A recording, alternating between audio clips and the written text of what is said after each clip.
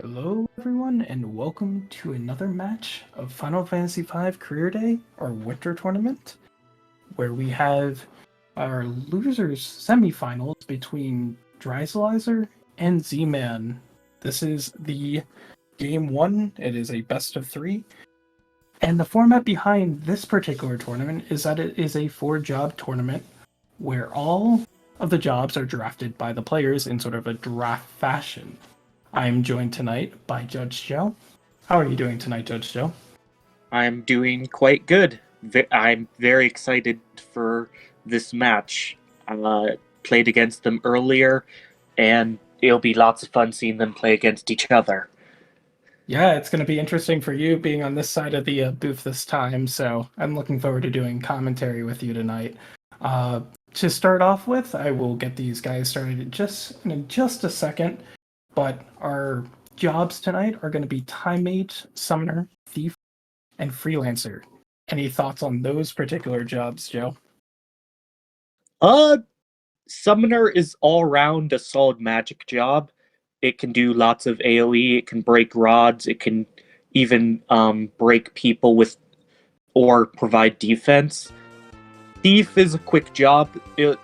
If they end up mastering Thief, that'll help with the agility of the freelancer. That's its kind of primary purpose. But I mean, if they get mug plus a chicken knife, that's always good. Other Yes. than that, freelancer always has choices with its weapons, and time mage haste is good. Yes. And so for those of you who are unfamiliar with Final Fantasy V, the Career Day, the randomizer is an open world randomizer for Final Fantasy V. And the only goal at the end of the day is to beat Neo Exdeath at the end of the Void. There is an optional end boss, but for most cases, it's going to be beating Exdeath and Neo Exdeath at the end. And to do that, all our players need to find are four tablets. In this particular race, we start off with one of the four tablets, and then so they only need to find three tablets. There are hints to sort of help you guide where you need to go. Sometimes they're useful, and a lot of times they're not. So we will see what happens. Our racers should be getting started relatively soon, and we'll commentate what they do from there. But look to basically have a standard start, more than likely, head right up into Tycoon Castle, do some early looting, get that first of 10 available hints right from the start, and then we can see some divergences. So we see Dry starting off and Siemens a little bit behind on the stream, but I'm sure that will be synced up by behind the scenes. I want to thank Drossi in particular for running the restream behind the scenes, and SpeedGaming as a whole for hosting us this time. It's always a pleasure to be on Speed Gaming. Lots of fun watching them back, and in this case, I guess being a part of the production side. Yes, it's always interesting. It looks like we just sort of cut up, but it looks like both our racers are doing pretty much the same thing here. Just going to Titan Castle, hoping to get some early game loot, maybe spike a useful item. In this particular job set where we have a thief and a summoner as sort of our two main possibilities, we're hoping to maybe see a shout in here. Um, we've had some interesting seeds actually, where we've seen some summons show up in very odd places. I believe in your race recently there was a Bahamut summon in Licks. And if they see that, that will certainly be very powerful very quickly. So we do see our first hint from the Chancellor there that Bell Castle has the Falls page. That could either be in World 2 with the Abductor, that's only about 2100 HP, or it could be the Odin spot in World 3 at 19,000 HP. So two very different bosses, two different very different power rankings, as it were. But both are actually available straight off. In this particular race, we're actually starting with all three worlds open. Normally, if you've seen our past races, we will have worlds 1 and 2 open, and you have to go through Exdef and his castle to access World 3 in the Void. In this case, we actually just decided let's have all the worlds open. It does have a little bit of a difference in dynamics because you have the ability to go into these World 3 places like Dry is doing, going right into the Void and is going to go pick up 7 chests that are pretty high tier. And we saw a Sage's staff So, there. Medio, okay. Zman has gone to Cruiser Castle to check the tablets instead. Dry should likely be following right after that, but we have both Medio, and Bahamut, so once we get enough MP to cast those, enemies are going to kind of start dying real fast early. Yes, those are 2 of the highest DPSs that you could certainly have for this team. There honestly isn't much better than that with this team composition. Bahamut's very MP heavy, but we expect to see some gold hairpins hopefully to sort of help with that. Time Mage will probably find Quick somewhere, and then you can start casting Meteor twice in a turn. Do you see? I believe this is Rigor, if I had to take a guess, but I honestly didn't see Z-Man. Yeah, this is Rigor. And we see Shield as well. So, 2 of the fantastic summons to find early. Golem is basically a shield. You will not take any damage, any physical damage, while you have Golem up. And in general, it's about 3,000 HP. It's actually HP dependent on how much it will absorb, but it's about 3,000. It's a little less in the beginning and a little bit more at the end. And then Shout is one of the summons that will allow you to instant kill a boss if they are vulnerable to stone or break. Yeah. Z-Man's following Dry steps through the Void. Sage's staff is alright. It's a good way of resurrecting people until we can find Phoenix Downs. Tempest Lance is a decent weapon for the Freelancer Yeah, as well. The Freelancer makes things actually pretty interesting because the Freelancer, of course, can wield any weapon or any armor. It gets its stats from master jobs. But overall, it's incredibly powerful because, in this case, we have Time Mage, you can cast Haste.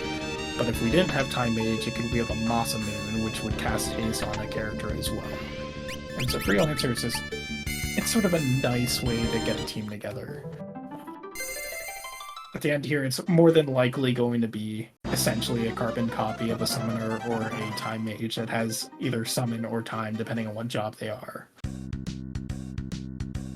It may also have the bonus of Thief, which has the highest agility of any class, so that will allow them to go slightly faster throughout over time. So we do see a complete divergence here. Z-Man is going up Hiryu Valley. Lots of money generally here. You get a quick peek into boss. Unfortunately, at level 1, you do not have the MP to cast shields. Whereas Dry is doing the more traditional one to Pirate's Cove and is going to Tool, which is sort of the beginning area of the game. If I were Z-Man, I probably would have held off a little bit on this because it's going to feel real bad if you check the boss and something that's breakable. So, Hiryu Valley has a 12,000 HP boss.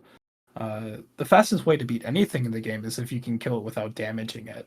That's the trick to Career Day. If you have a way to instantly kill a boss, you want to have that option available.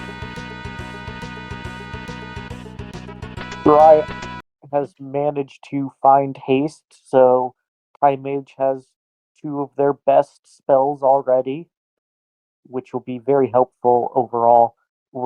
Dry's going to be wanting to gain time 6 along most of the party members with those spells.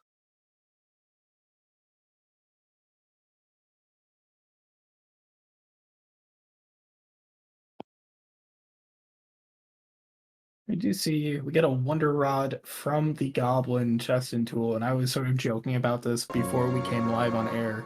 A Wonder Rod is an interesting weapon because it is a way to cast Shell if you really want to go that route, which is important for the very end game. We do see that, I believe that was Karnak Meteor's Path to the Void. So Path to the Void in this case means that it's going to be one of the locations that leads to a tablet that is required to beat the game. So those hints are very high value because they just directly tell you you need to do this. In this case, it was actually something that is a Sphere Zero check that is something we have available immediately. Odds are, as soon as the runners have the capabilities of casting Meteor, we'll be seeing them head that way real fast. Just simply to find out what the next step in their path is going to have to be. Like in many games, if you throw enough space rocks at things, things generally die. So, Meteor is a very solid strategy. One of the very nice things about Meteor is it is not dependent upon your level, nor is it dependent upon your magic stat. It simply is somewhat RNG, but it is likely to roll high amounts of damage with each of the 4 space rocks.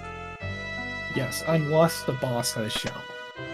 It is affected by Shell. Dry actually picked up a healing staff here. That is going to be one of the ways that we can heal with this party. It's going to be that and high potions and possibly elixirs if we're able to get our hands on them. It's an interesting strategy. It actually does pretty decent ability to heal. Of course, it's only a single character heal, so it's a little bit limited in that, but it's no more limited than, say, a high potion.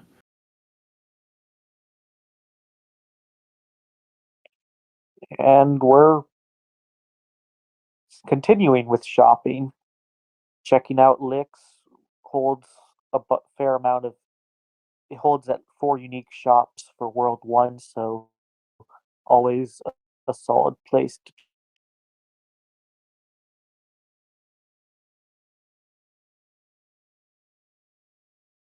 No, absolutely. It's once our racers get going to beating bosses, it should go very quickly. We have a very, very strong amount of power. We just need to be able to get it online. And in the case of Career Day, where we actually have a 4 times level boost, getting enough MP to cast Meteor, getting enough MP to cast Bahamut will not take long at all. In fact, it should only be the Wind Shrine boss, unless we're unlucky on the boss.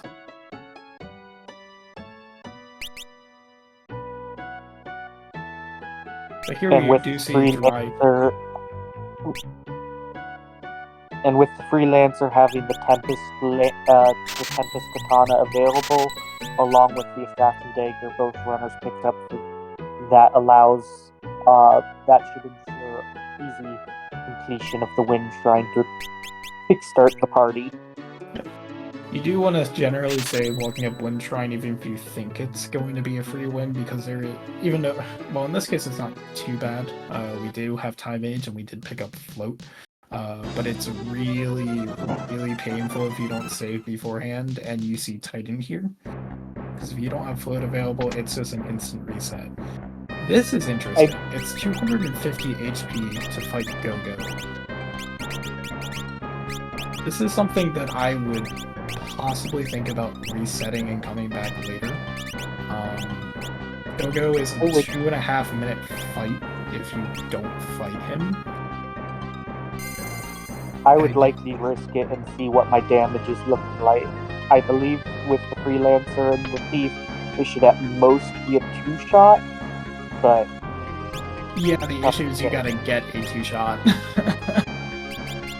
Power Staff preserves someone could boost the damage. Dry is just gonna sit here.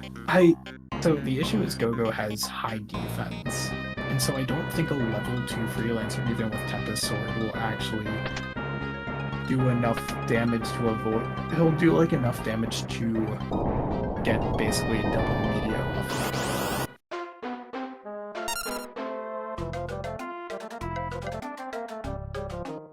If you do, like, say, go to Torna Canal, right? by the time you get out of Torna Canal, you'll have enough MP to instantly win this fight. And if you go even just a little further and, let's say, do Waltz Meteor, you might even just have enough levels to not even need to cast Meteor, but just swing your weapon. Yep.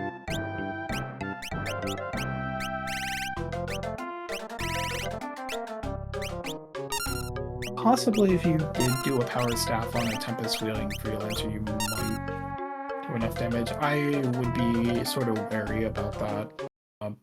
Just because if you do not undershoot your damage, it's just more wasted time. Of course, if you're doing that fast enough, it's still going to be shorter than what Zman is doing here. And saying, I'm going to come back later when I can instantly kill this.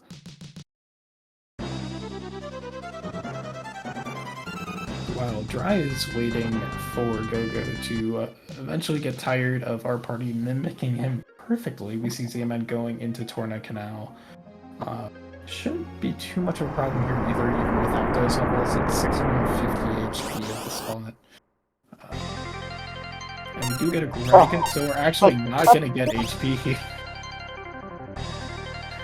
We get no XP from this spot, which is very sad. Because now you have to deal with the ship graveyard boss with a party of level 1 characters. Level 2. You get that first level from the Goblin in Tool. So just a Bison Sword from Torna Canal. Of course, you need to beat that to go to the ship graveyard. And from the Wind Shrine, we get the Fritz Fire. So now there will be no double dipping library today. Probably. No. There'd be no reason to. Hopefully.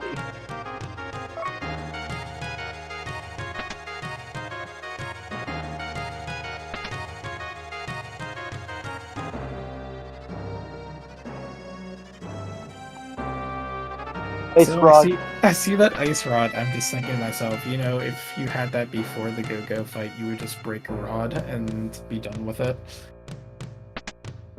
Breaking rods basically do the level 3 equivalent of the spell, so breaking an Ice Rod would give you an Ice 3 cast.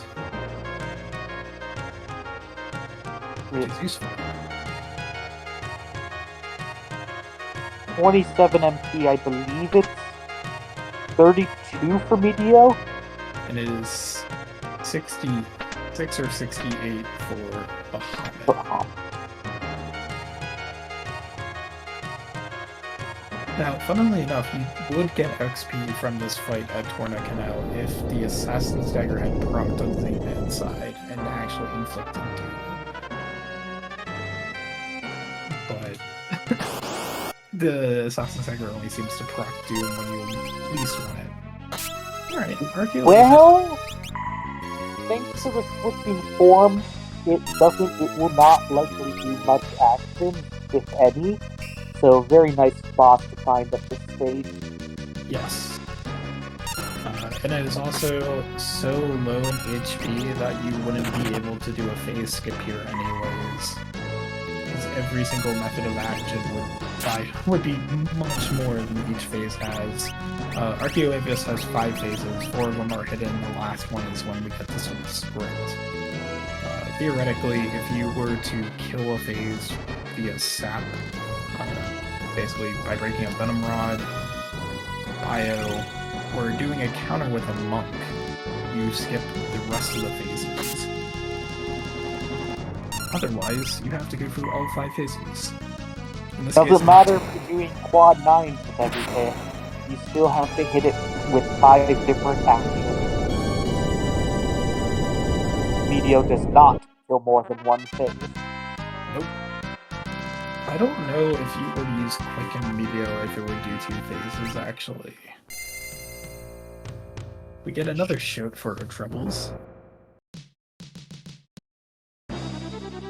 So, not required, but if you haven't found Shout, very helpful, plus a little bit more XP for the party to push over the edge of Medio. system. It's Like very the- strong. I like the random guard ring here in Carlin. This is like, okay. Did you want money? Or I guess defensive here. Yeah. The guard ring is something that I will keep. I wouldn't sell it off just yet. So the thing about Fort Job mode is that money generally isn't an issue, because you can't just randomly buy everything just in case you might use it. And you generally have a lot more things to sell. Getting rid of that mode, bone mail, makes sense. Bone mails are more of a pain to deal with than not, because every time you equip a job, it likes to optimize on itself. Okay. Good crit from Barrick with the Tempest Lance. Is it all katanas or most or some katanas that have the higher crit rate? I believe all of them.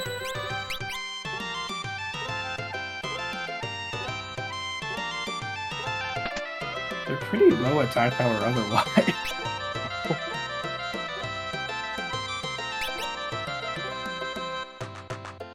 Not quite as drastic as Free Enterprise or Final Fantasy IV is with that, but we do see Z-Man going up to North Mountain while Dry is sort of doing tracing Z-Man steps here.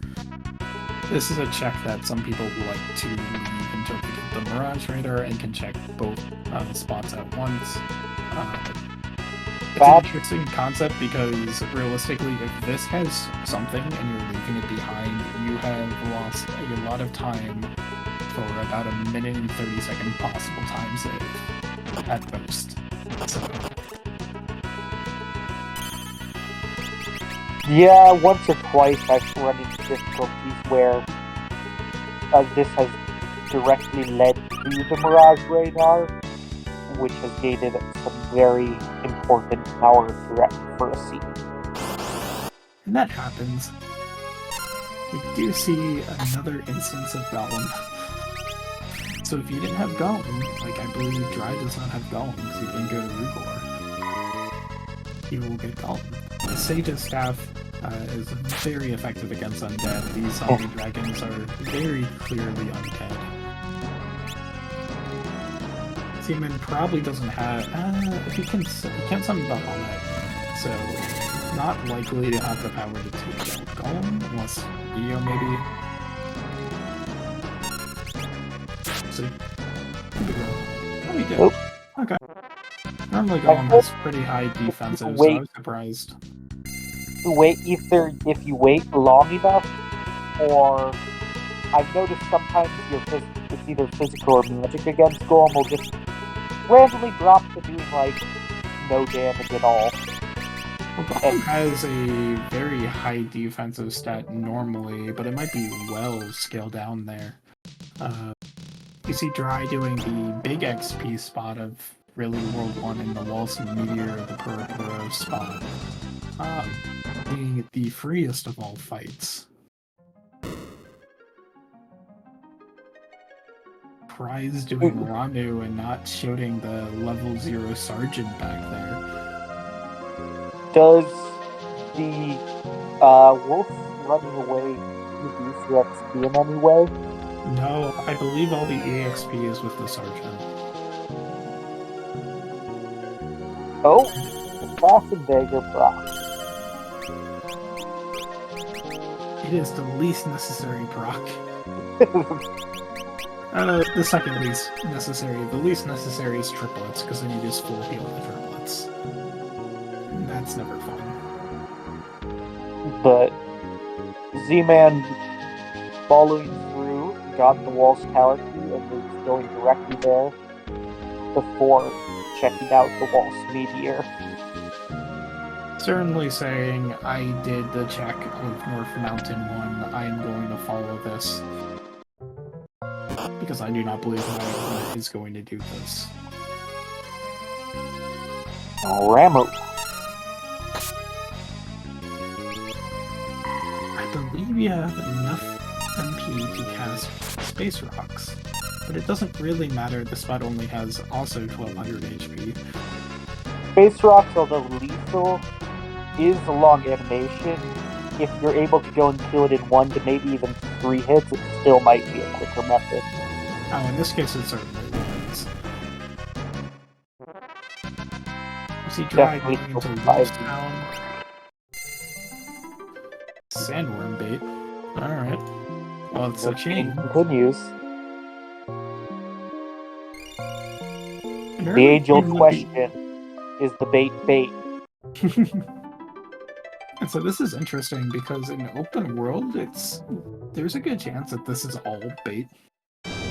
Whereas if this were our standard World 1 World 2, there's a decent chance that this would lead to one of the 2 pieces to get into Xdef's castle, that being the bracelet or the anti-barrier. Just the way the bias would work out. Because all the items that we have gotten from this chain are all World 1 items. Fork Oh, Tower yeah. is Path to the Void. Ooh. Oh dear. Great hint for our enjoyment, but not necessarily one most runners enjoy seeing. It's a hint that we like to get if Fork is required. So Fork Tower in this game is the part of the game where you split up your party into 2 different teams and they climb up a tower and you fight a boss on each side. Now in this case we have Medio and Summit, so it honestly shouldn't be all too bad depending on what bosses are there. There's enough ways to get around a lot of things, but it's never very pleasant if you have to reset on the second of the 2 bosses you face. It can get pretty time consuming. But that does mean that if we do need the Elder Branch to beat more Forest, spoilers alert, Goloof dies when you do that check and we get Kara in our party. So we lose that bit of strength in our party and we get a lot more speed.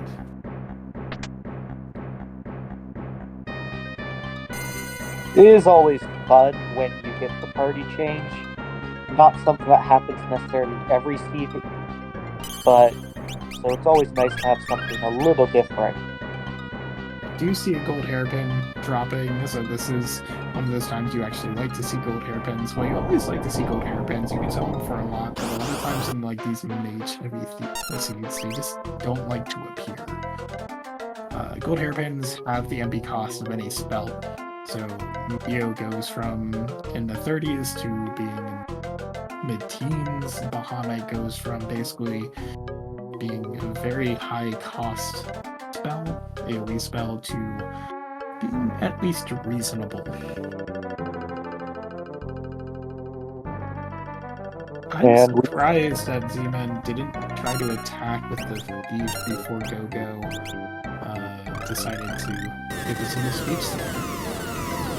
Go-Go We is wanted to very ensure it shot the kill, did not trust the thief. However, it definitely costs a little bit of time if the thief is able to kill. We do see Adamatoys at the Are we? This is Karnak Meteor, so this is Path to the Void, whatever comes out of here. Is it just innate protect that the Adamantoys had? Or Nope. were those just very lucky rolls with Medio? They were very lucky. It has innate shell and protect.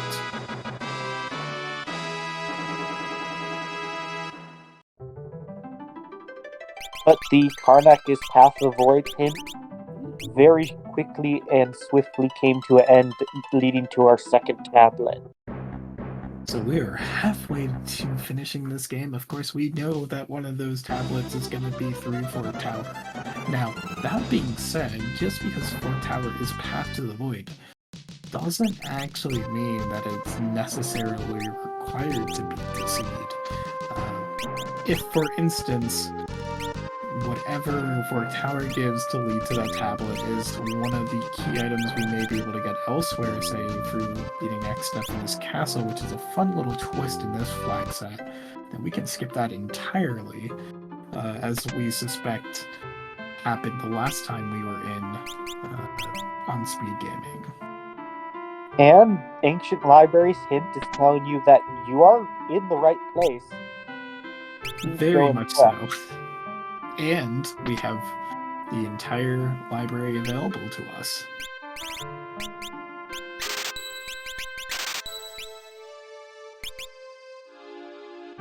And with that, I believe that's 3 of the 5 guaranteed paths to the void hints. So we only have 2 more left to potentially directly guide our way. Yeah. That doesn't mean that we couldn't get a hint that says this location has a 3rd tablet. That is a possibility. But yes, Or each sort tablet of 4 is in World 2. But yes, each sort of type of hint, so Path to the Voids or direct hints, have a range of a range of how often they can appear in a seed. There are 5 guaranteed Path to the Void hints in a seed, and the rest of them are by ranges. The subkey is sort of the ambiguous one here, right? Because the subkey opens up so many things. It leads to overall 4 checks. However, 2 of those checks do require additional key items in the form of the Trench and Falls page. Yes. So we don't know which one we need to go to. Odds the other are 2 Rise are the Barrier Tower. Yes, the other 2 are the Barrier Tower in World 2 or the Sunken Walls check in World 3. We do know where the Falls page is, though. We did get a hint for that. That is in Bell Castle. Getting media off for telekinesis towards the entire party, definitely good. I'm not certain if Dryzalizer made it to this yet. I believe so. Okay. Well, we know where the last tablet is through. So we know, despite the fact that it looks like this is going to be a jet seed, the question is, when do they find the Elder Branch, and where is it? It could be behind the subkey. It's, despite the tablet being there, even though it's likely that that's what's being hinted Path to the Void, it's not necessarily the case. Correct. If we do see a second hint saying Ancient Library's Path to the Void, then we know that subkey is the answer to getting the Elder Branch. Or if whatever comes from Fork requires a submarine key. Which, if you got that hint, and you got, say, Trench and Pyramid page, both from Fork Tower, you would know you should probably go to the Trench page. Or definitely should go to the Trench page in that case. Yes, because in this case we know where the Falls page is, and the other 2 sub-key checks are open already.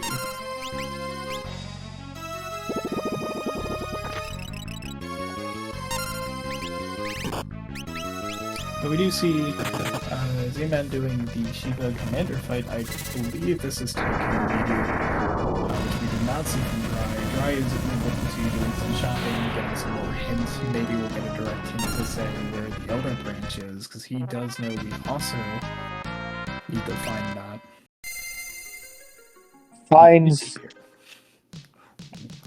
Finds Demi, which could be helpful if we don't find Exona Odin, then we have to do a high HP boss location that is non-heavy and able to be hit by Demi. Now, our racers are hoping to find the Odin summon as well, because that will also instant kill non-heavy bosses. So heavy flag, or heavy is just a status that some bosses in this game have and some don't. As I mentioned before, this is very much a randomizer in a game that really does put a lot of emphasis on knowing how to instantly kill bosses. French page is in World 3. Well, we got X-Zone. So when we were speaking about non-heavies, X-Zone is a way to kill non-heavy bosses instantly. We also see Wizard Rods for sale in Kelb, which is also very useful if you have an elemental summon. Which Dry has picked up Diva and Gramu, so... Which we will probably never see over Bahamut. But if we were What that would be good for is Sildra. if we find... actually, no, Sildra is best with an air knife, and we have an air knife.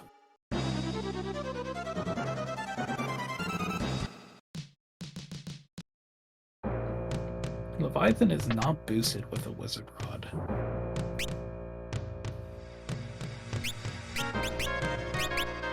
But again, this is a 4-job seed. Our 4 jobs again are the Summoner, the Thief, the Time Mage, and the Freelancer.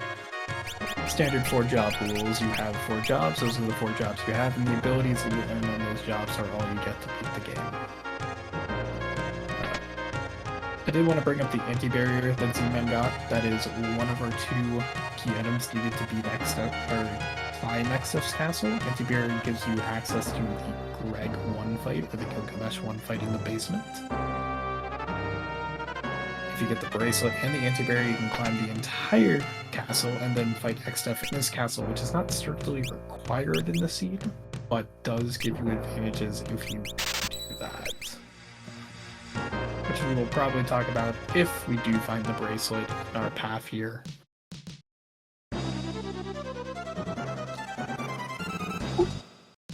And Dry going and trying to at least see which of the 2 Foul Castle locations holds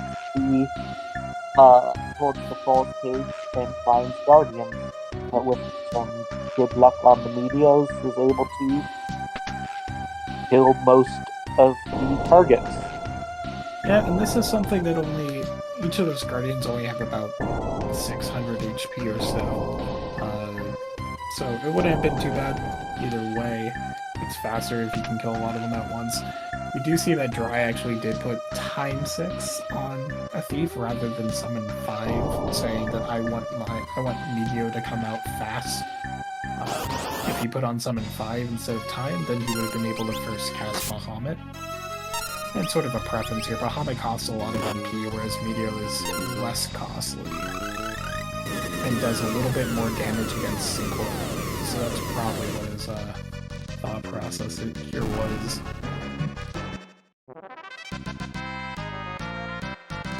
Yeah. The runners are getting lower on him, and we have yet to, we still don't have much more information on where the Elder Branch may be. Now, I'm surprised Z-Man hasn't checked the Sim one bit yet. Well, we know it's not Udin's spot, and we know it's not Antline Cave. We just got a hint saying that caves are completely barren, they have no value. And both of those cave checks are in World 3. In fact, We the also only... Go ahead. We also know it's not Luca Waterway in the same vein.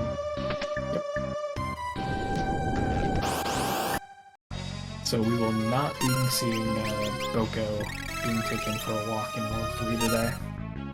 We might if someone doesn't pay attention to their hints or gets that hint. There have been a number of times where people have just skipped more in their routing.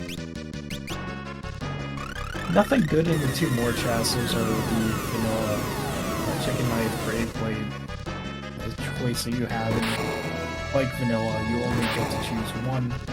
In this case, it was just an ice brand and a Thornlet. Thornlet is a decent amount of money. It's 10,000 gold. In this case, it doesn't have much more use than that unless you like to drain your HP while in battle. So I expect that to be sold because it also loves to be optimized on everything else. Breakable Fire Rods, Dry chooses to pick up a 20 stack of those, so that provides some good single target and alright AoE fire damage for bosses. Oh god, I've been playing too much Final Fantasy IV. I see an Ogre Axe and I get excited. It is not a particularly good weapon in Final Fantasy IV. We don't even have Zerkers to equip it. We have Freelancers, and Freelancer has better weapons.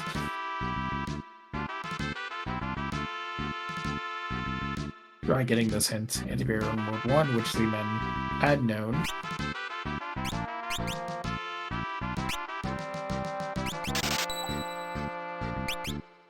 We haven't really seen all that many bosses able to be instant killed, which is interesting.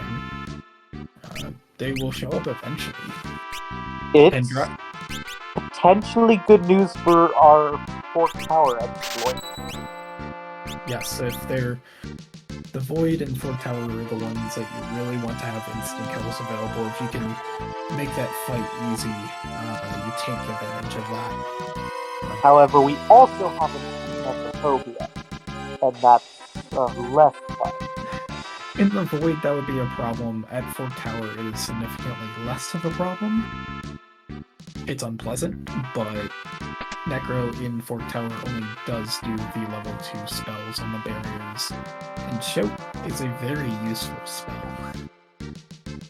Because summons will go through walls, innate walls, such as the ones that the barriers do have against Necrophobia. The more threatening part of Necrophobia is the double high power physical hit, but with Storm, we'll be able to defend against that. Yes, Summoner has a lot of utility, and we found the utility very early. This is what people generally hope for when they play a seed like this.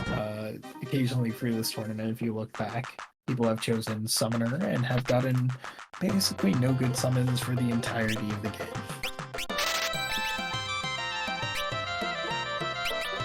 We do also see Zman pick up X-Zone again. That is our way to instant kill non-heavy bosses. It's a pretty low accuracy spell. Well, it's still better than chipping away, say, 40,000 HP.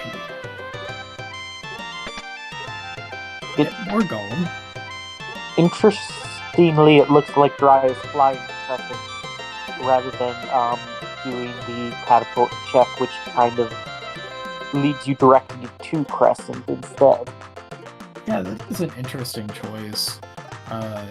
You would like to do the catapult to get here because that also opens up a Wonka Meteor, which is another key item check. So I expect him to do catapult eventually as well. It'd be an interesting fade to do. But he might fairly fast, fairly quick boss, so pretty easy checks while you're in a state that you aren't certain of where to go necessarily. Now, I want to ask you in particular, since I have you in the booth, and you're pretty well known in, say, the Enterprise of doing a lot of aggressive plays. If you were in our runner's shoes and you knew the possibility that Submarine Key would be Path of the Void, how tempted would you be to follow, say, go to Barrier Tower right now, or go to Falls, or go to Sunken Walls? I likely would have done a more aggressive World 1. Full clear World 1 is how I've been finding Freeway Speed helps get you power, but after that, when I have World 2 and 3 available, I'd be more tempted to check the sub-key bosses as opposed to any of the other World 2 or 3 checks. Yeah, I'd agree with that. We actually don't have all that many World 2 checks open other than, well, we have Fury Valley, but we know Moogle Waterway is not important. We have Greg 1 spot, which that routes really nicely, say, for Barrier Tower, so I'd be tempted to say go Barrier Tower right into Greg 1, and then start hitting the submarine spots of World 3. But I find the majority of seeds you can complete almost all World 1 if you're focused and just route check by check. It typically takes about 30 minutes overall to complete the entirety of it. A little more if you get more of those World 1 items, a little less if you get none of them. Yeah, and it helps here, if you were to look at, say, a standard 4-job seed and, say, the Career Day website, what it generally likes to do is give you only World 1 to start, which gives you a pretty limited power. which is an interesting way to play it. We decided not to do that in this seed, simply because we didn't want people to have to struggle for 50, 60 minutes with no power whatsoever, which can happen. We wanted these to be around 2 hours, and I want to say it's probably the average has been slightly faster than that for various reasons, but I think it's been a pretty good compromise.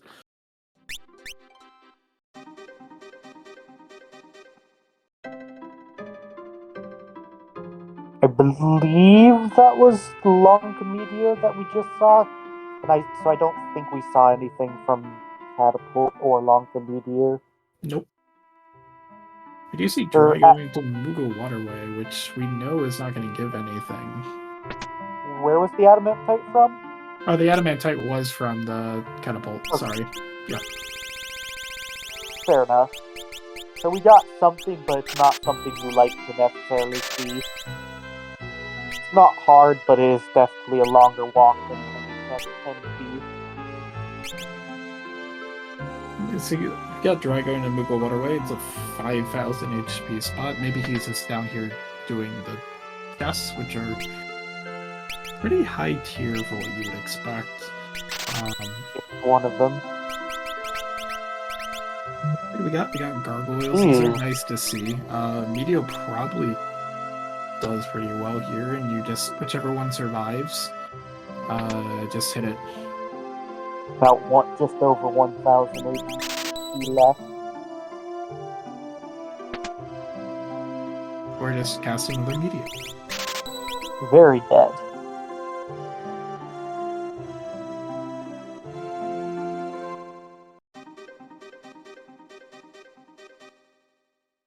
So where do you think the Outer Branch is going to end up turning up at this point, now that we've seen a lot of the easier checks? I am always partial for going to Sunken Walls. I think Sunken Walls, while it's 48,000, we have all the options to instantly kill a boss that we're going to get at this point in time. We could get Odin, but that's not different than X-Zone. And it's a relatively fast boss to get to. I just like doing Sunken Walls because I think it's a it's a play that not a lot of people will make. And if it's something terrible, you just say, I'll come back later. But or you'll choose to wait 6 minutes, then start the fight. Dry is actually going to go and clear North Mountain 1 here. He's going to get his Walls Tower key, which will then lead to the Sandworm bait, which we still don't know what that's going to give us. And with the 3 tablets, Z-Man is picking up majority to hide value, any money things, anything that feels like a decent pickup at this point is grabbing it now and likely never to return for that once the 3rd tablet shows up. Yeah, so really when players are drafting these jobs, the things that they will think about are, how am I going to beat the final boss? At the end of the day, you have to be able to beat Neo-X-Def or the portal boss, and in this case it's going to beat Neo-X-Def. Chances are you're not going to be able to beat the portal boss any quicker than you would Neo-X-Def, and this is interesting. It's an interesting party because there's not really all that much HP here. So Neo-X-Def has 4 parts. One of them casts Almagest, which does 1650 roughly and inflicts sap on your party. It's AoE. So it's a really great way to, have a final fight, which is basically either a DPS check, a luck check, or an HP check. And I'll be interested, and I'm sure you'll be interested to see if anyone decides I'm going to take a low-level team and see if I can get Break Shield to hit at the end of the day. Yeah, I tend to like aggressive plays, however, I'm less of a fan, especially if you haven't completed X-Def Castle, of attempting to just pure luck-based dote on Almagest. We do see stalkers here at Sandworm Base, which is a little bit annoying. And by a little bit annoying, I mean annoying, but it could be worse. It could be at Twintania. It could be anywhere that has more HP or more HP than this spot. If you're lucky and get 2 space rocks to hit the same one, that's potentially a one-shot. Bahamut might be able to deal with this by itself. So Blaze shouldn't completely wipe our party if you were to have 3 blazes go off, and then the summoner that's actually, or the stalker that's actually real, would die from Bahamut. Probably the fastest way to get through this particular spot. And if people die, well, this spot actually will kind of join in maybe one person. Uh-oh. They're undead, aren't they? It isn't even real. They're not undead. It just doesn't exist. What happens when you insta-kill a fake? We have seen all the hints that are currently available. We know that Fork Tower is Path to the Void, and that's really and we know that caves are barren. Other than that, A couple individual hints, such as trench cages in World 3, but the most we have is a potential pseudo hint of sub-key with a library Path to the Void giving both tablet and the sub-key. no, we've had the other useful hints. It's just they've already been taken care of. Yeah. So, like Karnak Meteor Path to the Void, as much as that doesn't sound like a useful hint, it does exist. It gave us the second tablet immediately. I mean, Tablet 2 World 1 was another way of saying, hey, Karnak Meteor has tablet. So Biblos here, I see Dry is doing the Demi strats. These are not heavy. I guess doesn't really trust the X-Zone accuracy here. 2 And demis and a fire rod break should... It's dead? Demi can miss you. Oh, it's just less likely to miss. I still would have just X-Zoned. By this point, X-Zone would have hit.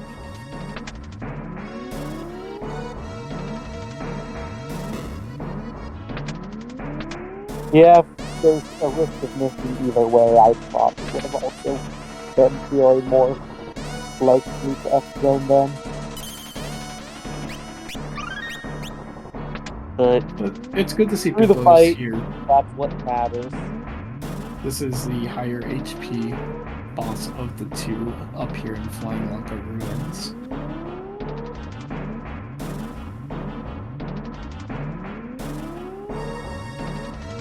See what we get from here. Just the power Nothing ring. really... Well, Power Ring is a little bit of strength for a little bit more damage, but... For all the jobs that can equip the power ring, which is generally not the jobs you think should be able to equip the power ring. Why does the summoner need to equip the power ring? I don't know. Because they have ultimate power.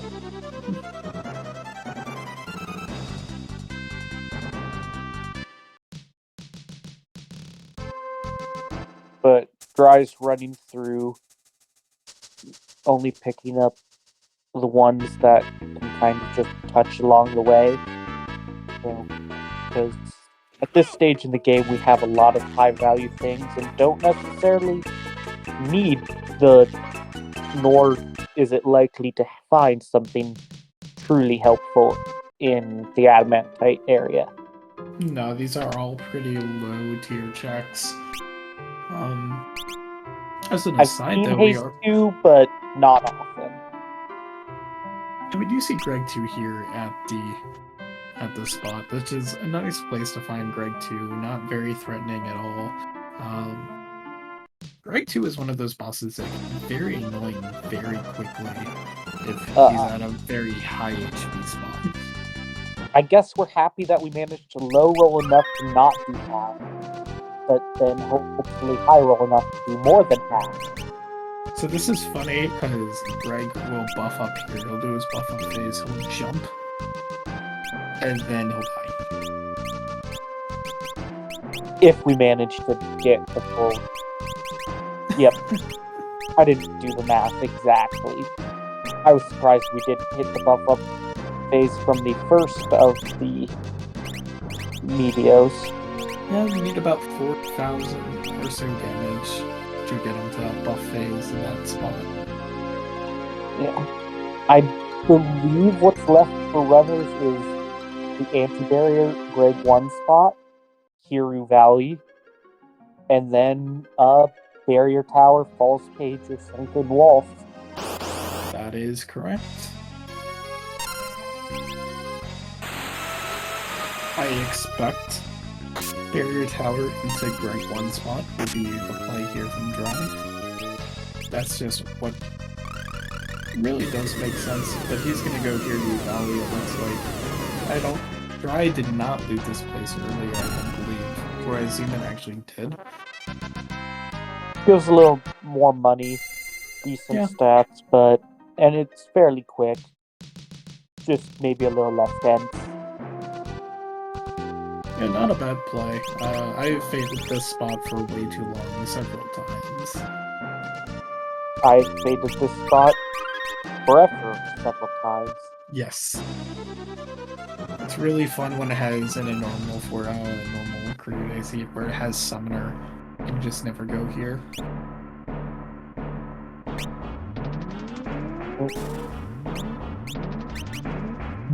But for those of you who are just joining us, this is our 4-job tournament. There are 4 jobs in the seed: the Thief, the Time Mage, the Summoner, and the Freelancer. Those are the jobs that we have.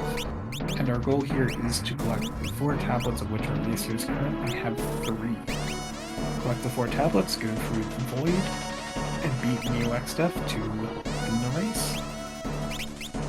We are currently looking for the Elder Branch so that we get access to Fort Tower, which will lead us to the last tablet there, Tablet 3.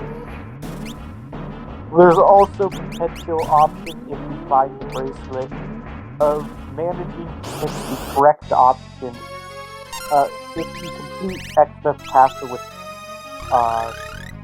XF itself, you will get their choice of 1 of 3 key items. Don't know what the key items are in the start, they're not typically stuff you already have, so you can choose 1 of 3 of them. With that, there's a chance at potentially skipping Fort Tower. So I see Dry here breaking rods. Bahamut is a great way to deal with his boss. He just needs to remember that he has Bahamut. The Poroboros, you have to kill them all at the same time, otherwise they cast like 2 on each other, and then you get a really fun chain. Mega Flare will do more than enough damage here to kill these all at once. They only have 2,000 HP each. Because it is 12,000 HP divided by 6 in this spot.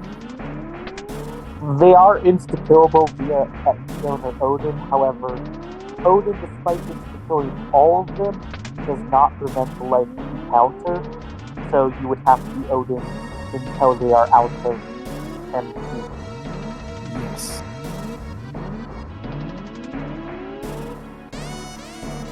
We do see Dry again, I guess, just deciding Greg 1 is going to be faster. Let's go to the basement. It's always fun when you see Bracelet in this spot here. Especially in a castle set. Oh yeah. That's why in the Castle X stuff, we would always just rush here immediately. It's the worst to get burned.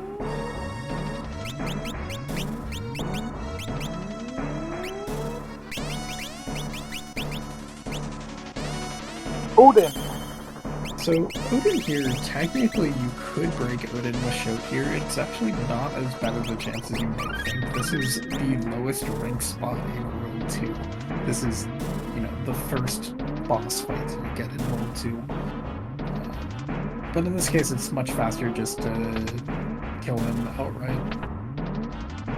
Looking at those numbers, that was solid rolls. Probably the shit.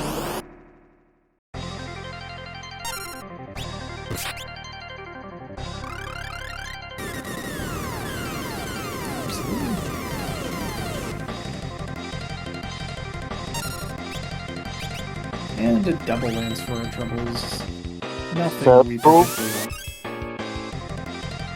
Turns out the path to the void was both the tablet and the sub.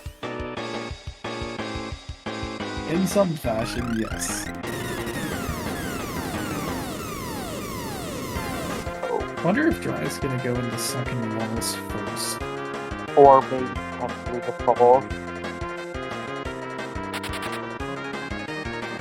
Uh-oh. Or Dry just forgot the caves are barren. He got the hint, and then proceeded to do Local Waterway, so I'm guessing he just completely forgot that he read that hint. It was in more. Happens to all of us at some point. I've certainly never forgotten to write down a hint and then 40 minutes later gone, wait, that was hinted?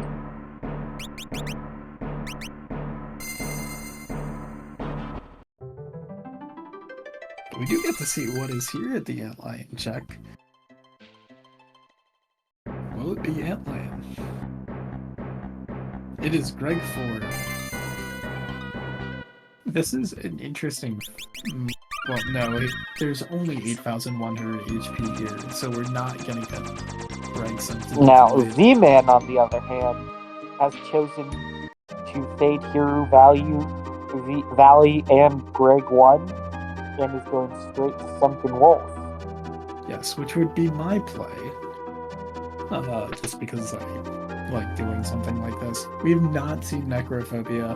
We're not going to get Greg 4 sent to the Void here, so it's not going to matter either way.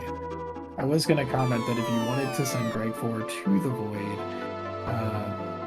it would be interesting, because if Necro is, say, at Twintania, he would help you out. At the same time, we have Golem. So it would be a lot slower to do something like that. We do see Dry going to Barrier Tower. We see Z-Man going to Sunken Walls. Between Z-Man and Dry and the Falls, one of those will give us a way forward.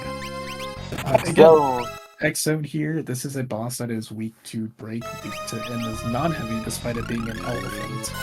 So this is 48,000 HP instantly gone. Heavy is a state of mind, not a state of being. Very much so. And there's the Mirage Raider. So... the chain continues. And the Mirage, of course, gives access to, basically, endgame. With our current state, I don't think a Phoenix Tower grind is necessarily in our future. We're getting to reasonable levels anyways with just how much has been done. Yes. However, if the runners get very worried about Fork Tower, that is an option. I will say, I think at some point our racers will go to Phoenix Tower simply because of elixirs. I believe that point is potentially now for Z-Man, skipping the hints, skipping the shop text. Yep. And he's just gonna go. He'll save right outside Phoenix Tower, warp shard out, or he's just gonna get the Chocobo and park him. Or this is a very aggressive North Mountain camp. No, my expectation is he's gonna save right outside Phoenix Tower and then warp shard and check the credits. So for those of you who are not aware or just catching us for the first time, as Dry is, there's your forest, man. It's been a while apparently. Go south. Go south. Go right. I do not know where Z-Man's going at this point. I don't know if he knows where he's going.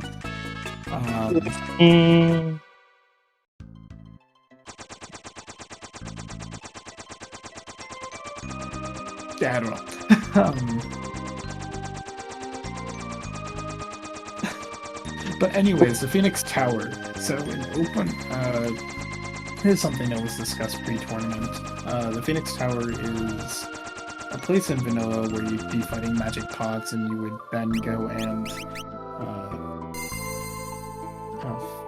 give them elixirs and get elixirs back, and you get a whole bunch of job points generally from them.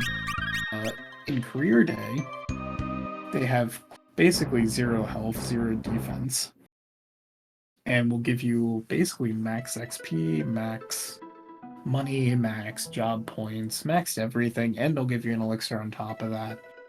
The trick is that the only way you would be able to enter Phoenix Tower normally is by watching the credits, which in general would only happen once you beat Neo X-Step.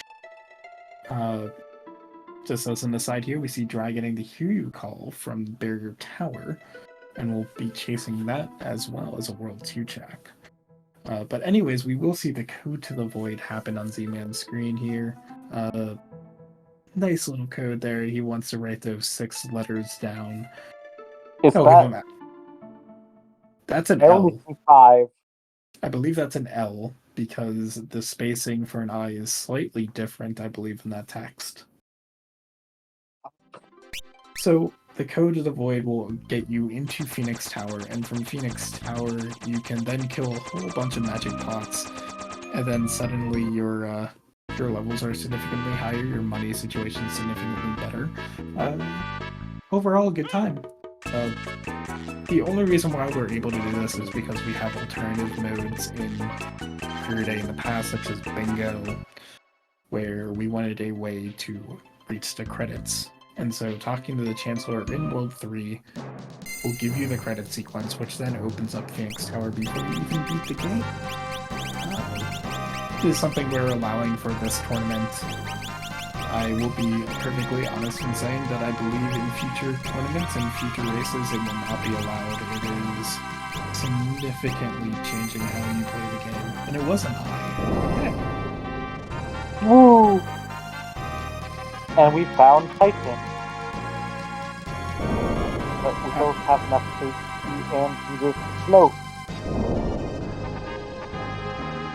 So you'll see here, every 4 floors there'll be 2 magic pots. Basically hold A, defeat the pot.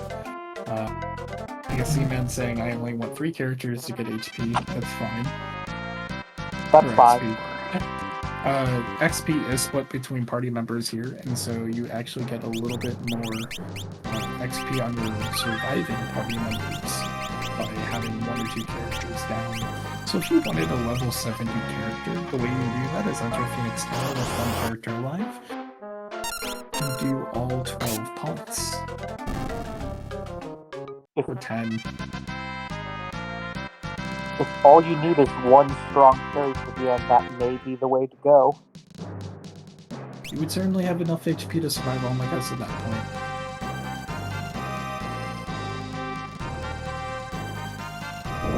But 2 or 3 is likely faster than 1. Thanks to the ability to share spells for the most part. And we do see the shrine page come from the Hiryu call. So the chain continues on Dry's side. Interestingly enough, we may actually have the ability to figure out which way to go is better by the Mirage radar hints that there are 2 in that town, but Z-Man just decided to go straight here, take your ride, and then come back. Nope. Oh, this is Odin. This is Odin.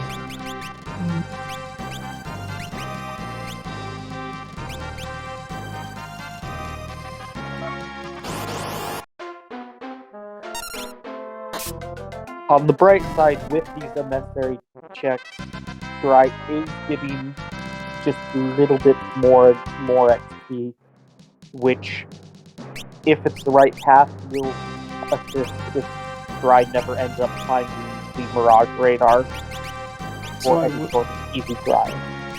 I was also going to say the other big advantage here, trying to look on the bright side here, is that you get an idea of who is not at Fourth Tower. Which can be a big Also deal. good to know. If you can definitively say that there is no Minotauros at Fourth Tower, that is really nice. Yeah, we don't have any Mirage though. No, vanilla Minnow would be painful. We do see Crayclaw, which is a shame because this is a breakable boss. One show, and Crayclaw, assuming show hits, will be done. 19,000 HP gone in a second. Maybe gone by the time Dry Stream catches up.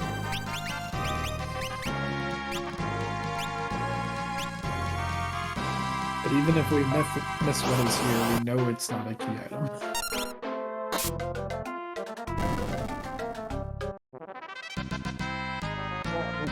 Z-Man, looking at the money amount, is probably just over halfway done, so maybe doing just one or two more sets of those. Yeah, I think he's trying to master jobs and everyone should be pretty good. Well, Thief is a very long job class to master. He's by far the longest of all the jobs we have here that can actually learn something. And we see Dry heading to Sunken Walls as opposed to heading to the Shrine Pit. Is going to find his non-heavy elephant. Mammoth. Really, it's a mammoth. And we'll also then find the Mirage Radar with its 2 hints, which may or may not be helpful.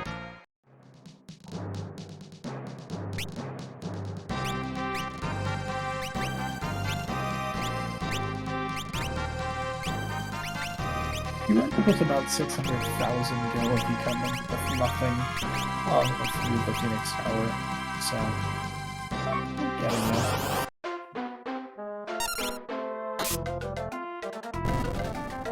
Yeah, in comparison to when Z-Man started the Phoenix Tower grind, Dry has gained 6 more levels than Z-Man had. Z-Man was about level 28 across the board, whereas Dry is now level 34 for the party. So we'll need less XP overall if Dry chooses to follow that path. Gold hairpins for sale, not too bad. What we are hoping for sure. Running shoes are the big thing. Chicken knife would not be bad either. Case 2 is very good, then only one set of running shoes is really needed. I still like having 4 running shoes if I can. Pyramid Page is in World 2. That means that we are going to get I believe we're getting the Pyramid Page from Moor Forest. That, I believe, is correct. It's No, the it could be big X. bridge. It could be Exnef's Castle. Or Exodus Castle, right. That is still World 2. So the good news about doing a Phoenix Tower grind is that you don't need to worry about your MP situation every day. Because you'll have 13 elixirs from this 11.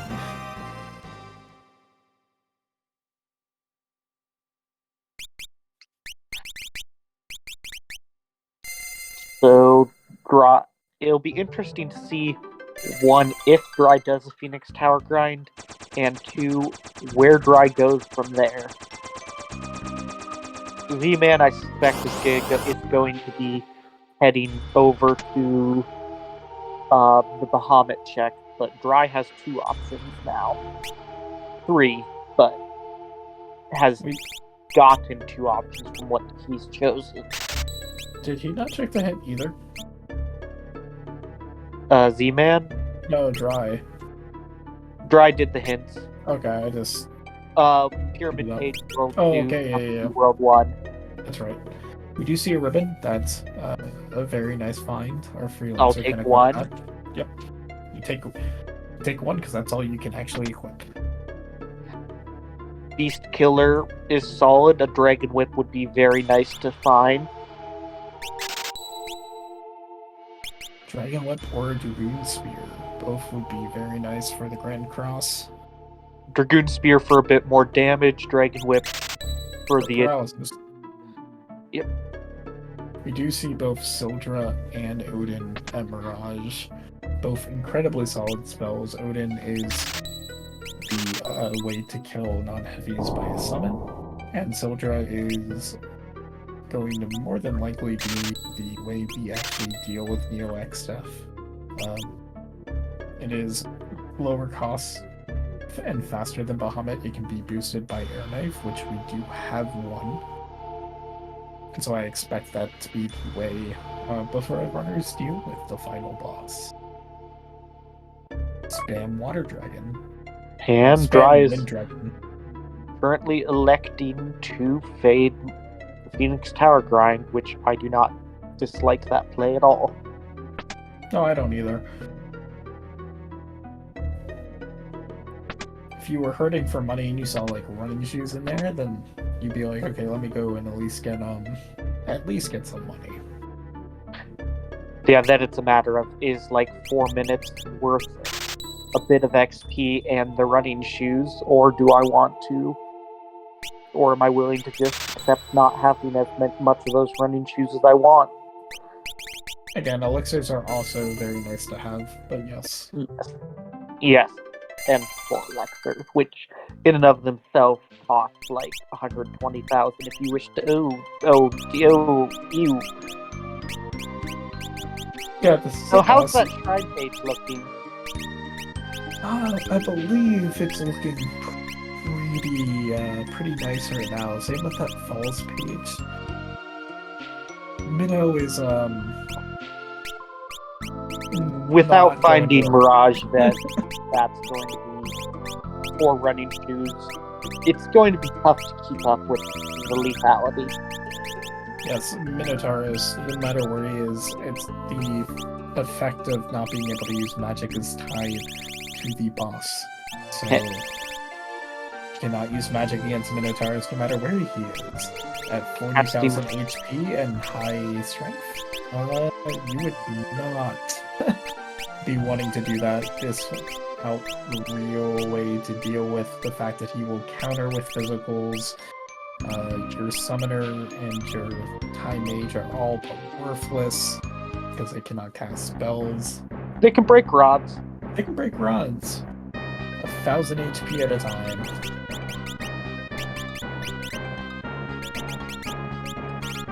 But with the current equipment, it's a rough fight, no matter how you plan about it. And even with Mirage Vest, it is not a trivial fight. It becomes possible, but it's not trivial.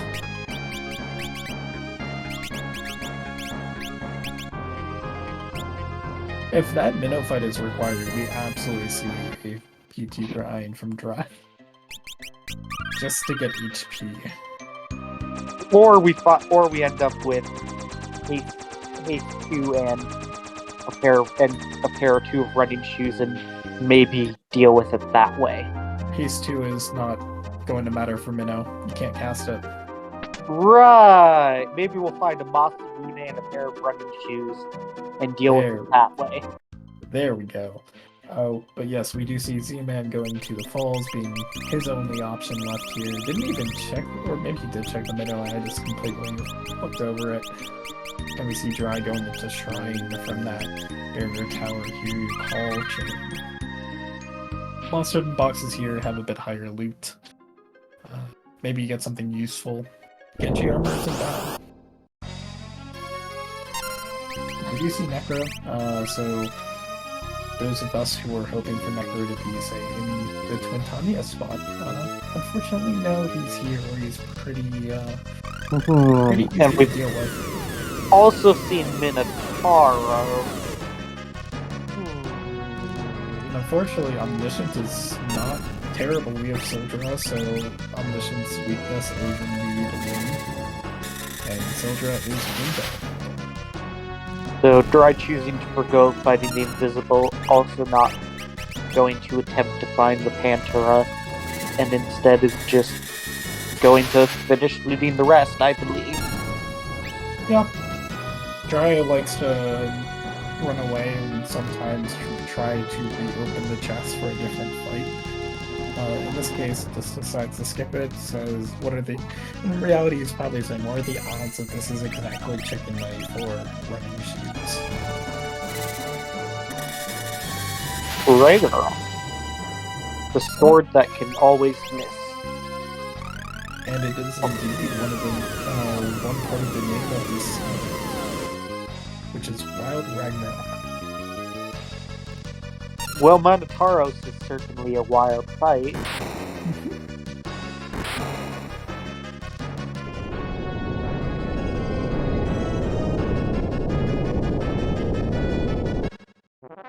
Looking at it now, Bracelet and Big Bridge keys are, I believe, the only items we can find that will not assist us. I guess the Moogle suit also, but that does not lead to anything else. Well, I guess we can only hope the runners can only hope if Minotaurus is required, that they're able to, at minimum, skip that via X death. Yes. If they can't skip Torque, maybe they can skip Minotaurus. Yeah, our runners would not want to see Bracelet leading to Elder Branch and Bracelet being at Minnow. There's also a fairly reasonable chance we find the French page from one of these checks that are being done by the runners, with it being hinted to be a World 3 in World 3. We will find out relatively shortly. The Falls page boss is 40,000 HP. The Antlion boss here is about 20,000. And not really a problem either way. Antlion, you hit him a bunch of times until he escapes. And gets the Big Bridge key, which leads to the steamship, which gives 2 checks. Not a bad find. Yay, chains? Well, the big thing about all these seeds is that every key item has to be available. So, the chains have to be somewhere if they're not all, in Sphere 0. That'd be a very valuable Sphere 0. These chests that Zman are opening, you have to open, or the 2 there, you have to open from the front, otherwise you get trapped. You take a lot of damage. Pure plant. Good thing we have Odin. Or Exo. Or Exo.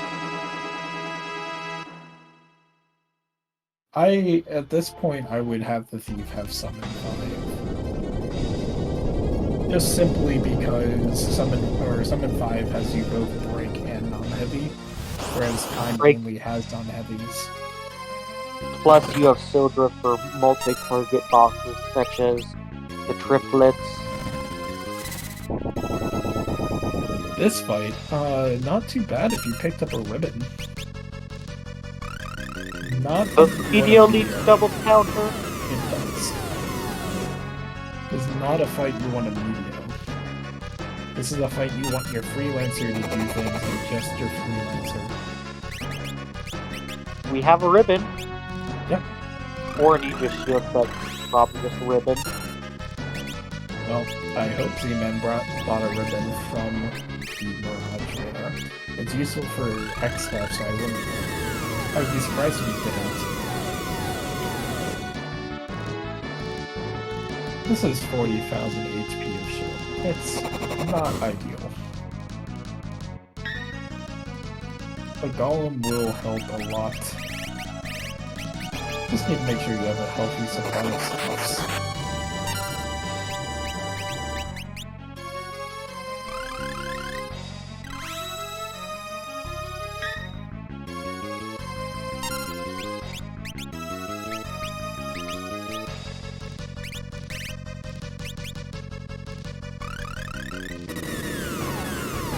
Shode is definitely one of the more annoying bosses that can be found in the game. You could theoretically stop him with the stop spell, and I say theoretically, you actually have a decent chance of hitting stop on Shode. Go shop. Last Stop. episode. Oh, they have stop. I saw it in the time menu. Good RNG there. And Apocalypse goes down. Righty. We're down to 2 chances at the moment. Now, Dry's probably going to open some treasure boxes here. Monster in the Box just here have tier 6. There are 9 tiers of items here in Career Day. Tier 6 is pretty high, and there's a chance it could roll all the way up to tier 9s. Although there are no tier 9s in the pool because of the forged job setting. But it could roll running shots. Or chicken knife. Or a chicken knife. He probably won't go out of his way to do the 2 towers, but I expect him to go upstairs and check these chests.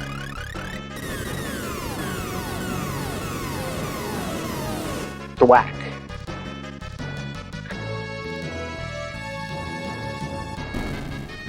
And Apollo.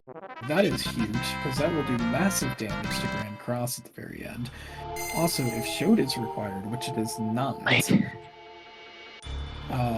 Shode is very, very... Shode is a dragon. Apollo's So is yeah, very my strong. feeling of it being false was incorrect. But if it is not the steamship key, then it is that minnow. Which both runners are like, no. No.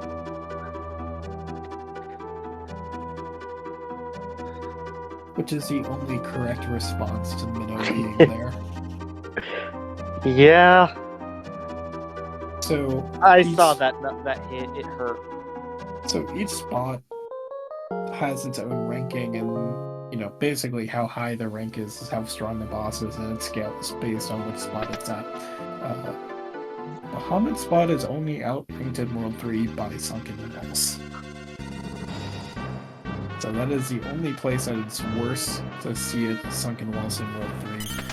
The Void is technically all higher rank, but there's only one spot in the Void that has higher HP than the Bahamut spot, and that being 20. Well, we have bracelet. So that's a decent likelihood that we get either the Elder Branch, the Pyramid page, or the Trench page.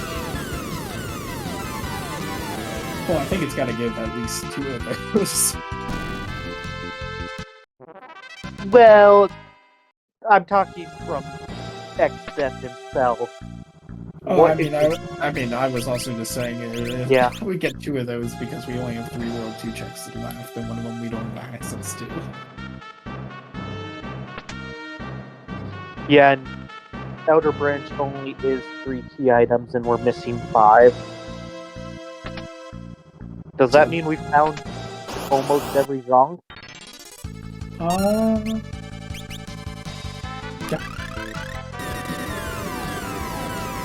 Maybe we'll see it as somewhere if you count that as a zone. Yes, but no. But this has been a chain, right? This is the sub-key, which was from a technically hinted library that also held a tablet. Gave you Barrier Tower access, which is what Zman is doing now, which gave you Hiryu Call. So it's a reverse vanilla there, where instead of Hiryu Call giving you Barrier Tower access, Barrier Tower is giving you Hiryu Call access. You take that, It's the shrine page. Get the shrine page, you take that to Big Bridge Key, which gives you the steamship key, which gives you the bracelet. Which gives you 2 locations in XF Castle and XF himself. So do you want to talk a little bit about what XF in his castle does in this particular flag set? Because it is not required to be able to beat him up here in this. Alright, so if the runners choose to face XF, which if they end up in the castle, I suspect both runners will choose to face XF, it will turn the tree XF form phase 1 of the final fight. It will put it in critical HP, which, although more threatening for setups, you can just single tap with anything and move directly to Neo XF's final fight. In addition to that, you will get one of 3 key items that we don't know about. May be helpful, might not be.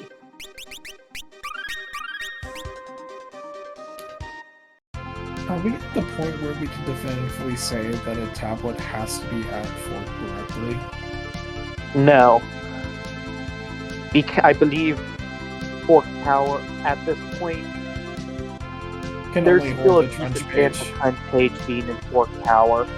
Okay, yeah, so It's either in Fork Tower or Pyramid Page.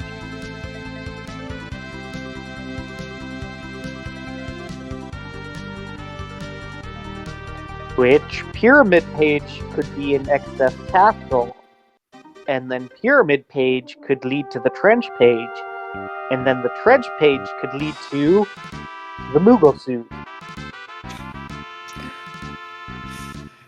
that would be a disappointing team to follow. So Sandworm here, generally pretty annoying, but summons do not actually attack the holes. So we're not seeing any of those quarter or demi counters. So just keep summoning. Eventually Sandworm will die. Tier 4 and 5 summons do not, or all summons? I don't know if it's all summons. I cannot say I've ever tried to cast Shiva or Aether on Sandworm, despite it being vanilla behavior. Because I believe Sildra is fine, and I know the Leviathan is very, Sildra. very, very fine. Yeah, Sildra is fine. There's our last song, I believe. I feel like Shiva does. But it's been a very long time if I ever did it in vanilla.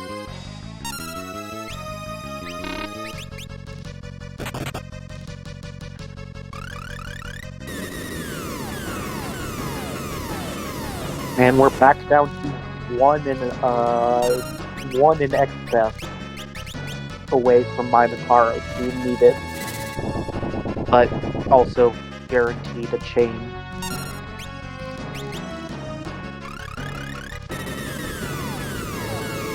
What a seed these runners have rolled, or been rolled. Thursday night, right?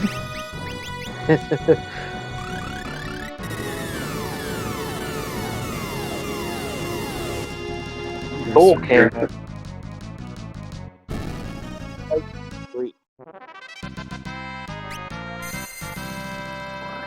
Does Rama do? Oh, it's thunder damage, yeah. We'll kill the cannons at least. Quicker than Bahamut, worse than Sildra? Well, Sildra does no damage here. Ah, right. Soul Cannon is immune to wind. And water, so Leviathan would also. But what do you mean it doesn't rust?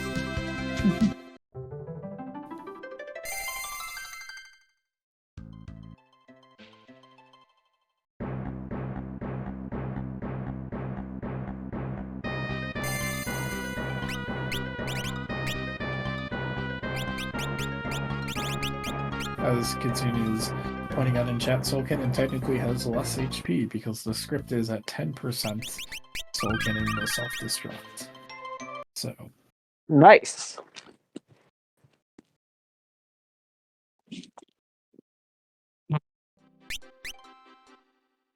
So we are not dealing with the full 32,000 something HP at this spot. So like Really 28 Yeah. or so. There's no real threat here. Soul Cannon will possibly... Soul Cannon won't in this case, but if Soul Cannon did get off the Surge Beam attack, it only does fractional damage to your party and inflicts sap, so there'd be no real risk. Unless you're being But they very got- aggressive. Had a feeling.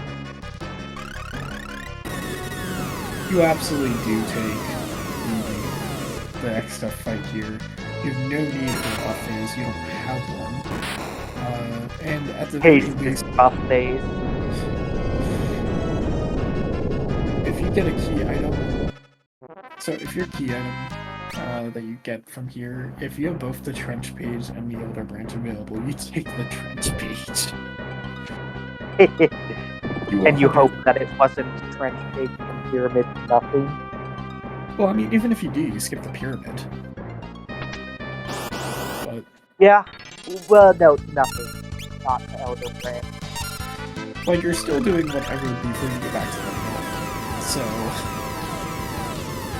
Yeah, it's I guess no, yeah, Elder Branch. Actually, yeah, you might. Speed of You the might want minnow. to take the yeah. You might actually just want to take the Elder Branch because that way you know for a fact you're never going back to that minnow. But You might have to. You might be able to skip Fort Tower by taking the trench page, but at least you know for sure. with how the seed's been, I'm getting the feeling that it's just going to be something like anti-barrier, bracelet, and the Moogle suit. We'll find out. But yes, the question is, do you want to risk it for the fork skip? Now, that being said, you could do what a lot of people do in other randomizers and pull your saves and say, if trench page doesn't, if you have both Elder Branch and trench page, and you choose trench page, and that leads to nothing, you just reset. It's a little more annoying with our only checks left being 20,000 plus HP bosses with sometimes multiple bosses, but it is doable. Especially if you feel confident in your levels giving you any HP are needed for next step. Is that a dragon lance? I don't even know where Zman got that dragon lance. Yes, there are multiple save slots. You could always use different ones throughout the seed. That is a common, like I said, a common tactic in other randoms. You can tell when someone's preferred randomizer is a different game when you see 4 or 5 saves. Career day race.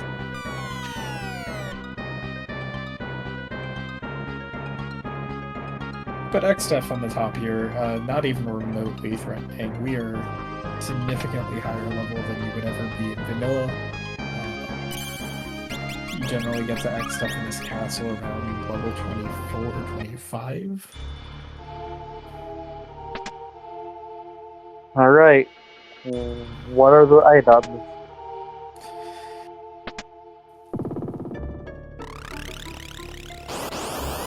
Let us see. Bracelet, Big Ridge Feet, and Trench Page. Well, you're taking the Trench Page.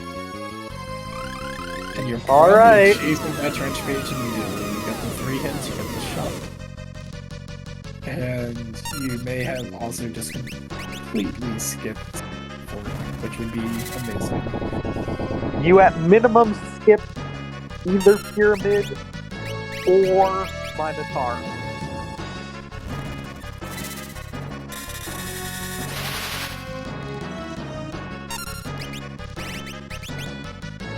We see Z-Man going through Shrine is going to beat up the Sand Lion in the Shrine. This is like a 33% chance is my feeling to hold the tablet. It's less. It's technically less than that.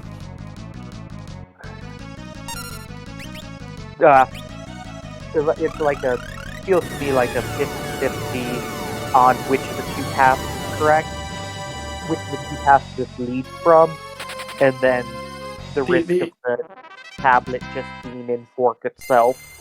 Yeah, the issue is that fork could hold both the tablet and the trench page. Yep. So that's where I went 33 instead of 55 or 50%. But I again have no clue where I could Justify the math.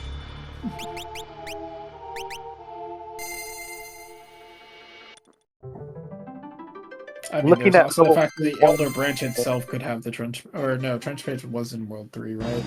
Yep. Was it? There's, let's see, very high likelihood in the Moogle suit being from the Outer Brand.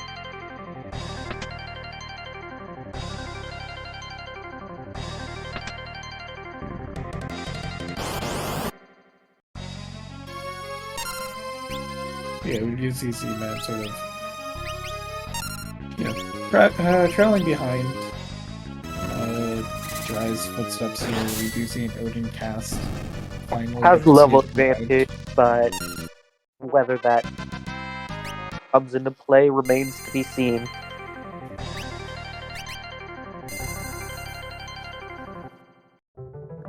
Yeah, by the time Dry gets through the void, he'll have enough HP. Branch holds the Outer has Branch. But we're not skipping forward. But That's is a good after hit. the void. I still want to know where the trench page came from. We will probably never know. Yeah.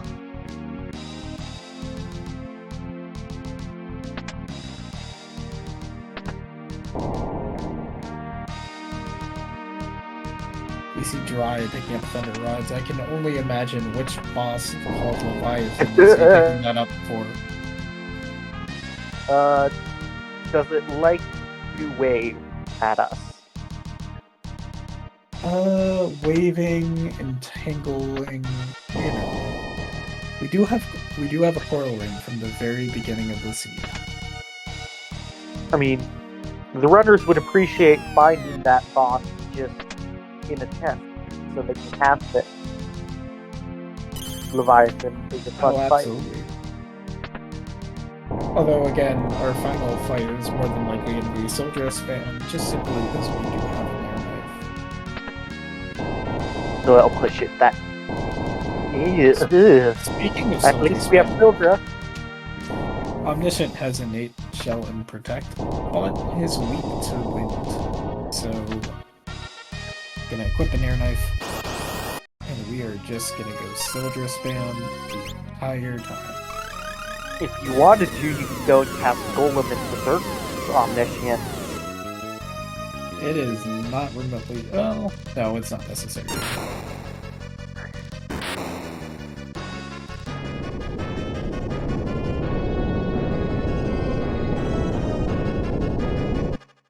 Because then every other character would have to cast Golem, and that's a lot of time.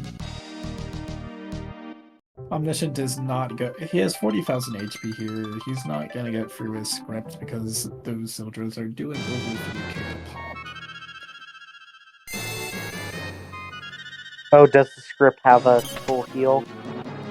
In the void, yes. In the trench, not particularly. I think we'll probably just do 9999. But if you let the Omniscient script go long enough in the void, he will cure 3 as a single target cure 3, and that will do it for the people. Hopefully you can cast Wall on him before then.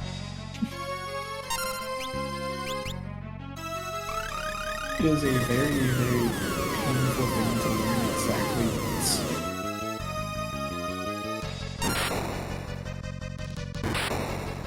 Because you'll spend the entire time doing a little chip damage to Omniscient, and he'll be like, here's a full heal for 64,000 HP, and you're just like, no. I mean, if you're fighting Omniscient at the Necrophobia spot, I have questions. Yeah, it's called Bingo. I now have answers.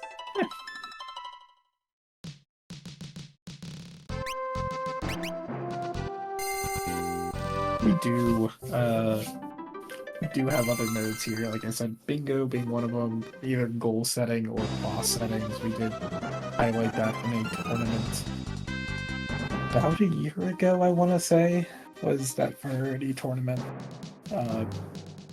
Hasn't really been seen a lot recently. As Kitsune's winning out in chat, also 100% where you just beat everything in the game, because why not? Bingo turned out to be a lot of 100% moves boss bingo. It really turned out to be mostly 100% seeds. That's fair. If you need to go and kill 25 of the bosses.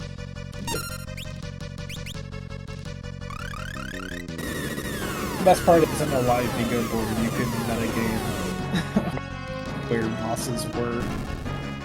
Oh hey, it's an hour 20 in, this boss showed up. Probably not somewhere really dumb. And we know that this is going to give the other branch.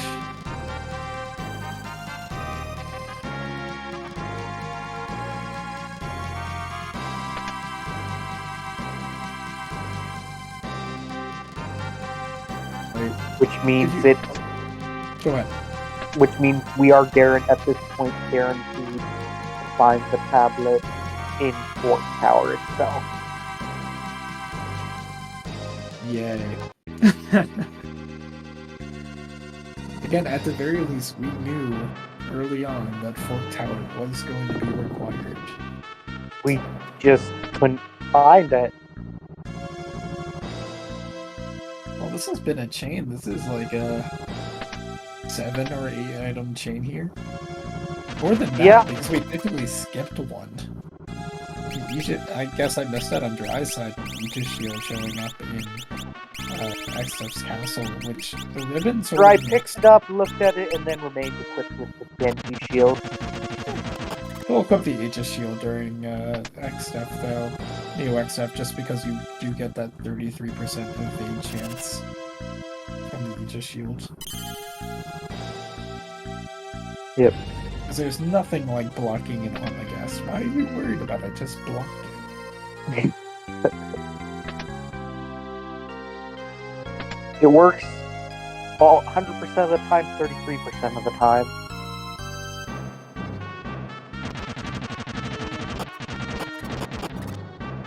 So yeah, this is either like a 9 key item chain, or it was supposed to be a like 3 key item chain of sub-key to Mirage Radar to Minnow. French. Right. Through Minnow, yeah. Which if our racers decide to try to beat it with their current setup, they may still be trying. I am curious whether or not I was left. And I'm afraid to know the answer. Siren is a breakable boss. So you will see a Shoat. And Shoat will take care of 32,000 HP of Siren. Yay, we hit. Siren being, I believe, level 2, has a really good chance. We get another Bison Sword for our troubles, and now we get to go to 4th, where we are probably going to see the Legal Suit and the 3rd tablet. At the very least, we'll see the 3rd tablet. The Legal Suit could technically be in here. Or behind the top. One of those two. It won't help us answer the question of which one had the trench page.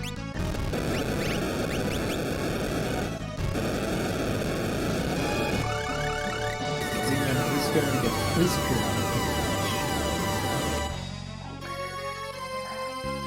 So, what bosses haven't we seen here that would be fun? Bahamut. Leviathan. I mean, we have a coral ring, but I don't think we have it equipped. I don't even know if we have a wall ring. I know that we saw them viable very early on in the feed. Yeah, that's fair. I imagine Leviathan into Bahamut, where you get the wall ring into wall ring from Leviathan. Bahamut's a very interesting boss because it could just turn on Mega Flare and GP's you're dead. Or it could not. As you found out. It could never Mega Flare, and then you're happy. And then when you want it to Mega Flare, it won't. Funny, but no, those are trying to think what other bosses haven't we seen that would be interesting.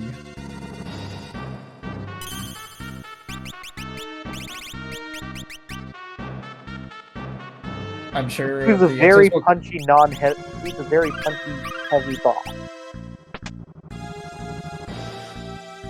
that we can't kill. That isn't breakable.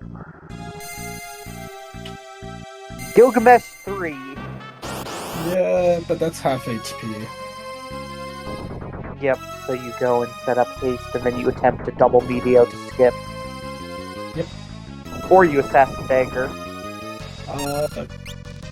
No, Caliphysteria isn't that big of a problem here either. Trying to just, like, we obviously have quite a few bosses we haven't seen, considering we haven't entered the void, or we haven't gone through any of the void bosses. Just thinking on them right now. Carbuncle, How much? it doesn't matter. You just wait to instant kill it.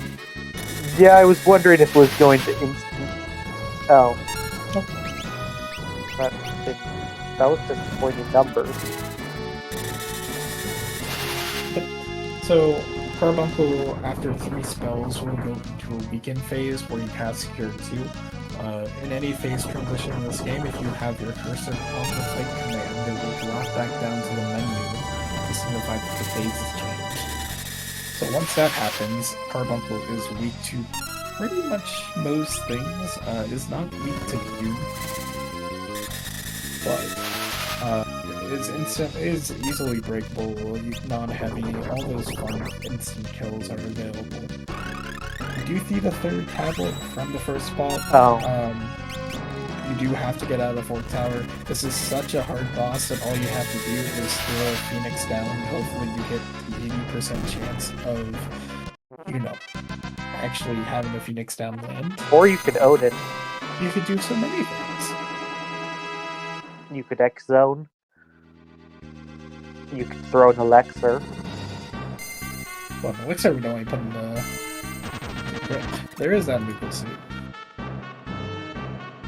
So we get all the fun buttons lit up on the tracker today.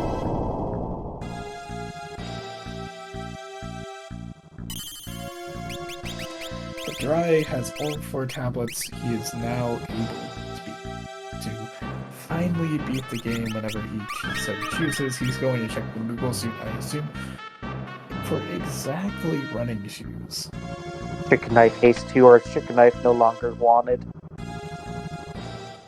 I mean, you could put it on a Thief if you really want to put Lug. It gives you a little bit extra agility, which isn't a bad thing either.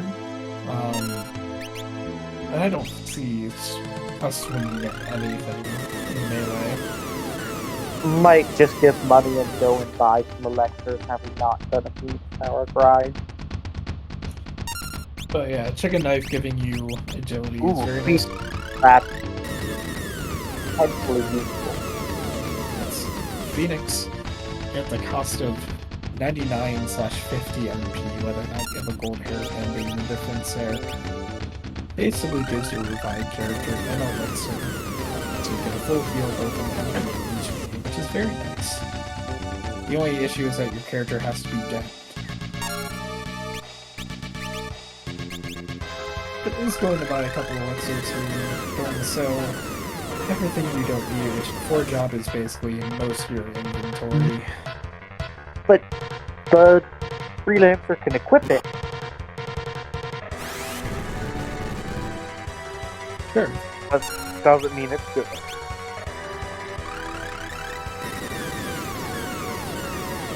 He's going to then, I guess, raid the rest of Sealed Castle here, Prison Castle, and probably sell that and buy more elixirs because we haven't got. Remember, you cannot take elixirs to your next game. There is no super boss at the end of Neolac stuff. You do not get to save them after Neolac stuff.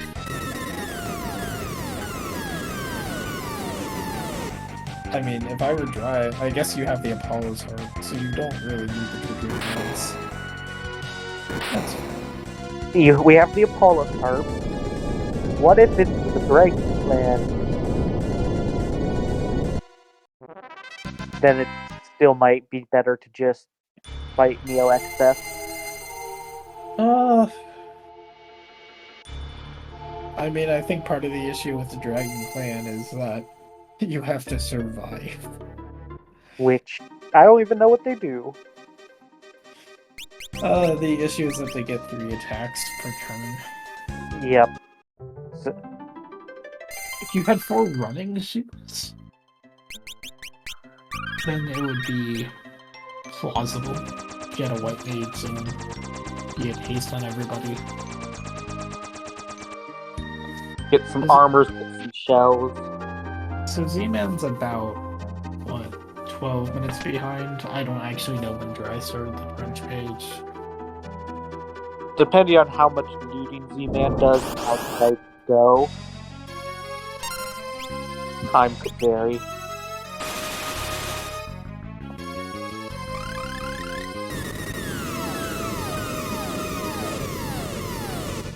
Well, I can keep track of when Dry runs into the first boss fight. First boss fight in the void is the scariest because if you That's a walk. it is a walk back, as you put it. Yeah.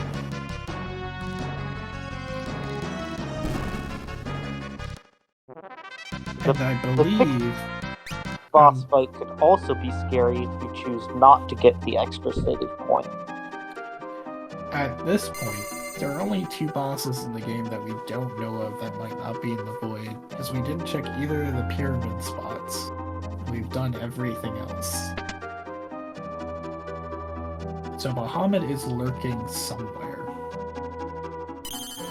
Meanwhile, Nagisa here is a non-heavy boss, and so Exone or Odin will both take care of Nagisa. We do get the magic lamp from the void. Lena is still poisoned. Magic lamp. Normally, so Neo XF, the final boss in the game, has 4 different parts to his sprite and a few other ghost parts. One of those parts is non-heavy, which theoretically means that you are able to Odin or condemn that back part. While you can condemn that part, Odin will never true edge if there are heavy bosses or heavy things on the screen. So if you were to use the summon Odin against Neo XF, unless, or even when the back part, the non-heavy part, is the only part alive, you would never see a true edge, because there are heavy sprites on the screen. However, Magic Lamp will always cast True Edge with its third release. Its first will be Bahamut, the second will be Leviathan, the third is Odin. And so what it'll do is it'll cast True Edge, which will instantly kill whatever non-heavies are on the screen, including that back part of Neo XF. So you instantly get rid of one of the 4 parts to be to the final boss, and it's also the highest HP spot.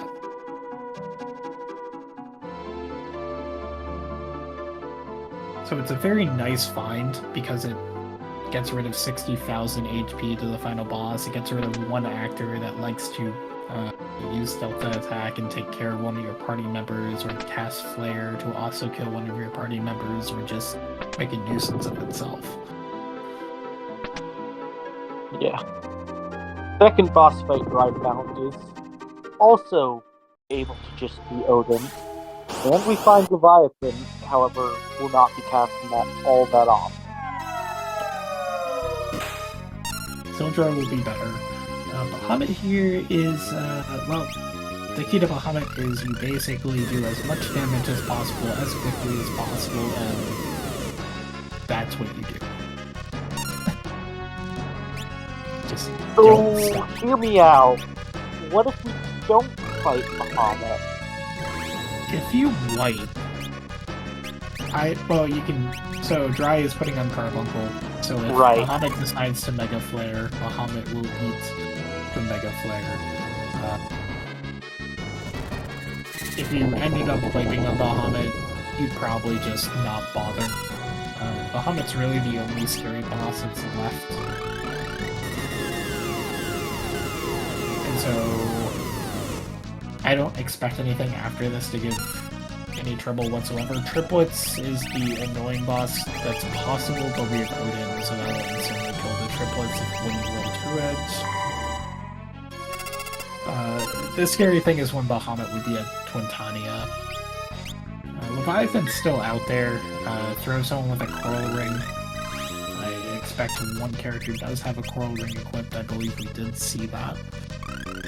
So Leviathan should theoretically be a safe fight. With haste and golem and breaking rods, they'll be not even that slow necessarily. The rod breaks for the summoner and the time mage will do about 5,000-6,000 to Leviathan. If not more. We do get Dry getting the save point here, so that was an optional boss. That's the Apocalypse spawning vanilla. You just get a nice save point, so that way you don't have to walk all the way back to where Omega is to save your game.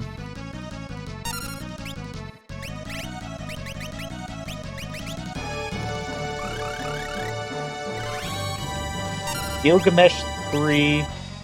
How much HP does it have? 10,000 here, because it's a 20,000 HP spot, and Greg 3 gets half of that. Drop Medio, haste everyone, get set up to Medio double further, and probably can get the skip.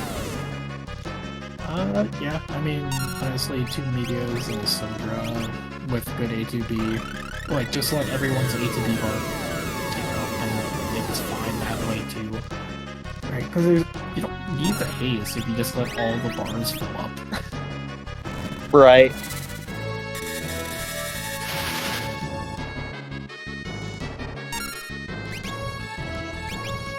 And you could always just swing the assassin dagger.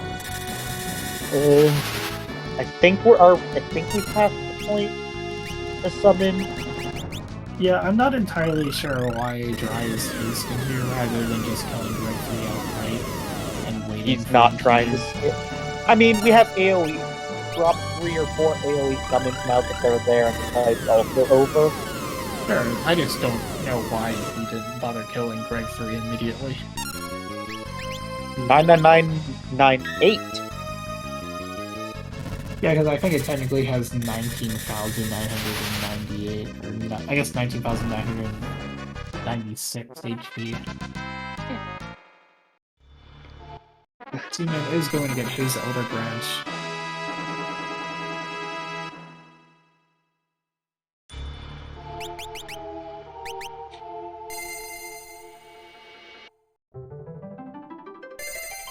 Very targeting. Inkito's the scary one. He's the one who has Vampire, and Vampire basically refills his health to full, and so if he's down 9,997 HP, and you use his Vampire, you are very dead, and he's at full health. Unless his health is over 10,000, but it's not in this case. In which case you are also very dead. Luckily, it's one character and not your entire party. Oh dear. Even if it was split damage, that's not okay. No, we'd be very dead. Shinryu's Tidal Wave would do less damage. Overall. You would need over 2,500 damage to be... Well, and if it splits, does that mean it can go over? I don't know if I want to keep retaining that thought.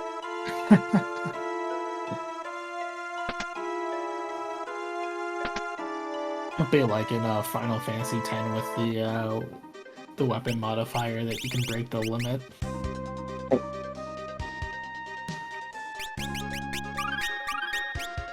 Yeah, we do see that Dry is level 40 going into here. If you do everything, you get get high levels. I believe Z-Man is going to be heading towards level mid-40s, like 44 or so by the end. And here is your Leviathan. Had to find it at some point. Yep. 32,000 HP here. Not too bad. Only a few Thunder Rod breaks will do. We'll take care of Leviathan. Zman is choosing to Meteor Siren instead of X-Zone a quarter. X-Zone will not work. Siren is heavy. He is breakable. Break, right, that's... Yeah, Shoot is the summon you want to use. Which Zman gets to after trying out Odin.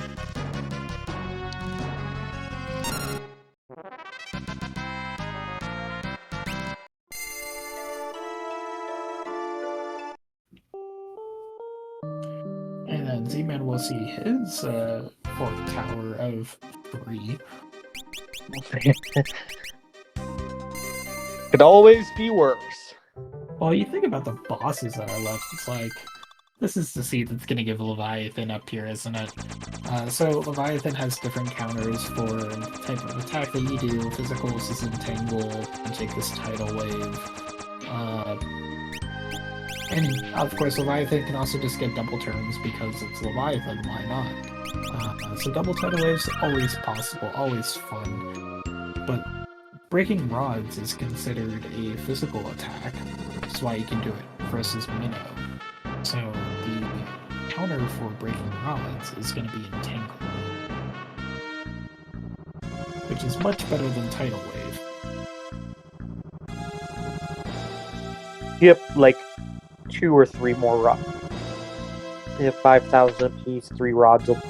Last 3 rods will probably do it.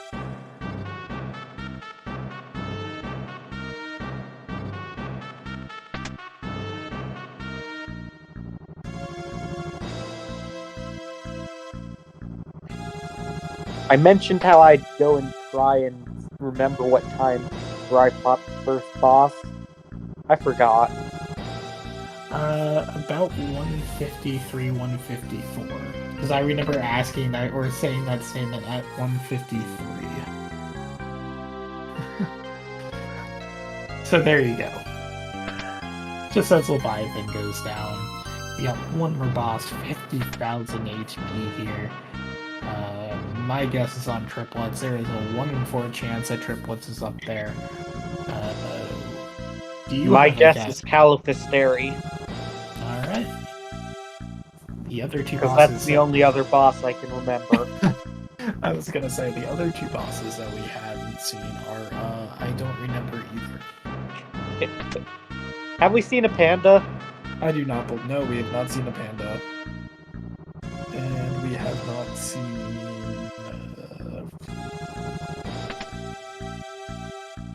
I don't have my boss tracker handy.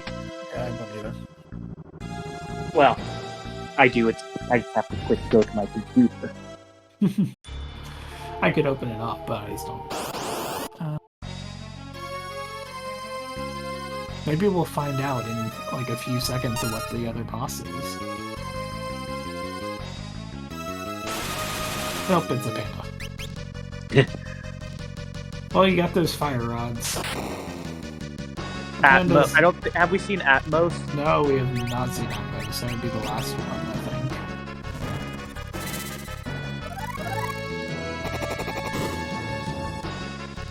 So, the panda is very, very weak to fire, so breaking fire rods is certainly a stretch here. The other thing that Dry is going to do is take Power Staff and bonk a panda with it. Power Staff gives summon, or not summon, berserk status, which means that a panda will not counter with, say, armor, which wouldn't do anything, rain, which would be very annoying, or toad.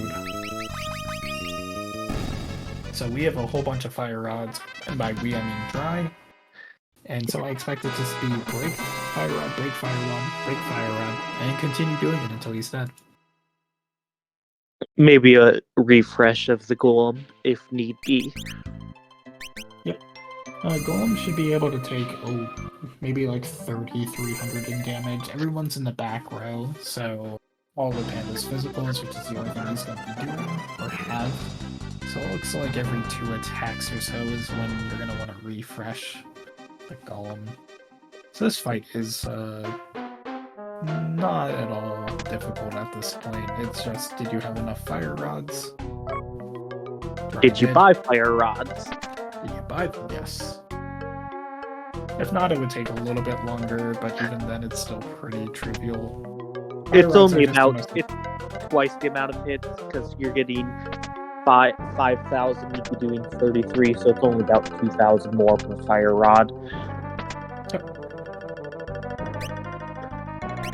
For the summon people, animation time and all that can be calculated, and then there's Meteo's wild cardness, but this is a very, I'd say at this point, trivial fight. There's nothing really dangerous. This is what happens when you play the entire game. Yep, I've definitely had my experiences with 100% speed. Overall, this has been pretty fast. I'm curious whether or not that minnow was really the path forward. But again, we won't know. I'm not necessarily curious enough to do it yourself. Gain required to do Pyramid Cave, however. It's pretty easy to get access to Minnow with this seed. Just get the sub-seed, just X-Zone, and then you have Minnow access. The other chain's a bit more involved. Yes. And beating Minnow's a bit more involved. But, so Dry beat the last boss in the Void while Zman is entering the Void. And now there's just one last thing to do. And that is, of course, open 6 chests and finish the game, right? That's all you have to do? No, you have to actually go and beat X-Def both in his Tree X-Def spot and the Neo X-Def spot. Now, both racers did beat Castle X-Def, which means the only thing they have to do against Tree X-Def, which is going to have a different sprite than what we would normally see in the vanilla game, is basically hit him with anything that isn't the power staff or a healing staff. And then we'll move on to the Neo X-Def fight. And then we'll see how Dry approaches the Neo X-Def fight. Like I said, I expect a lot of Sildra spam. I expect a couple, I expect maybe a little bit of, be trying to whip the Grand Cross part to paralyze it. If you just want to take care of the Grand Cross part, I wouldn't even bother doing the paralysis. I would just put on Apollo Harp and Focus Fire. But then you're choosing to use Almagest plus. I mean, you're doing. Physical. I mean, you're doing that if you're doing Dragon Whip as well, sort of. So, again, we were talking about this before, the HP of these jobs is not very high. Even at mid-level 40s, Dry does not actually have enough HP for all of his party members to survive Almagest. But of course, because there's Quick, which is huge, because now you go from 1 show cast per turn to 2 show cast per turn. If you wanted to, say, try to break the Almagest part. Hey, there's the Mirage Vest. In fact, there's only one character that has enough HP to survive an Almagest. And that is the Thief. Does that mean the Freelancer has not mastered Thief then? I couldn't actually see what the Freelancer's HP was. Running shoes. Well, had to find those at some point. Yeah, the only character that has more than 1600 HP is... Well, the Freelancer has 1603, which is not enough to survive the cast. Huh. The Thief is, like I said, by far the job that takes the most to master of all the ones. Yep, if that Thief knows summon, I'd consider maybe making the Freelancer a Thief with a magic and the Thief a Freelancer, just for the 2 people having the HP, but if you showed it, it's fine. I expect we're going to see so we're going to very quickly maybe try to haste up in the first phase here, see how that happens. We're going to magic lamp the back part, and then we're going to do quick shoot to all my guests to try to take that out before we see all my guests. Do we try and quick shoot before magic lamping, or do you think the worry for of the spells versus the time?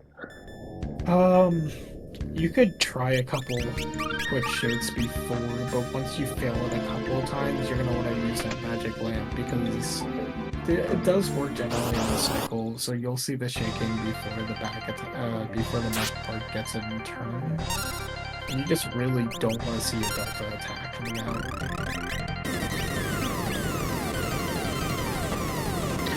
Looks like Freelancer only has summon no time, so Freelancer will not be casting quick double summons.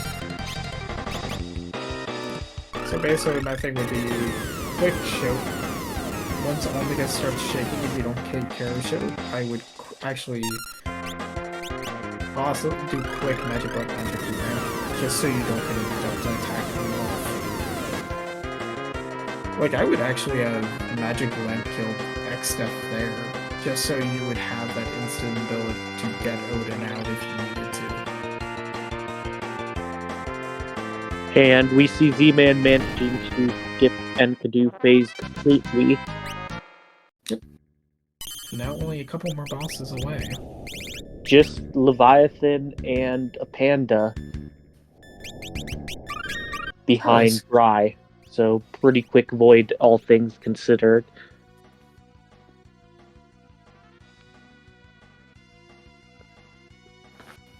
Need to switch the audio for this. There's the quick. We have gold hairpins, so this is significantly less painful. Quick is a very expensive spell. 77 because why not? So he's gonna magic lamp here. Once you find it, drag it all the way up.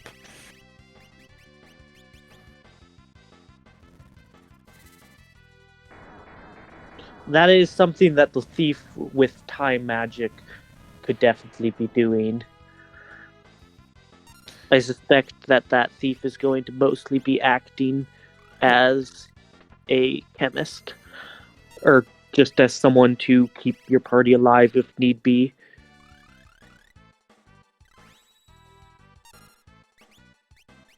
I said I probably would have killed that first phase with just a Bahamut cast, but that's fine. And now we're probably going to see quick summon shoot. Probably about a 16% chance for a shoot to land on the guest at this point. It's level dependent. Wants to ensure there's no spells cast your way. Delta attack is annoying. That's all I'm gonna say. We can't survive a flare either. Both the tier 3 elementals also hurt. So, I'd say, like I said, roughly 16%. The Omega's part is level 67. We're about level 40. So, I mean, I'm not going to do the statistics right now, but you should have a pretty good chance of it hitting. Or it could be like within 4. It gets you bringing up that Carbuncle does reflect Delta attack, and it can land on the Omega's part to break it. That's what, a 1 in 6? Well, if you ode 1 in, because you can't Odin first. But if 4 targets, 2 dummy targets, so like a 1 in 6 chance? I never am clear if there were 2 dummy targets or 3 dummy targets. I thought there were 3. Okay. I've heard a number, and that I don't know what the odds are either way.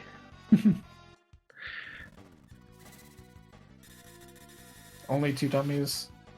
I swear I saw 3 ATP bars once. Okay.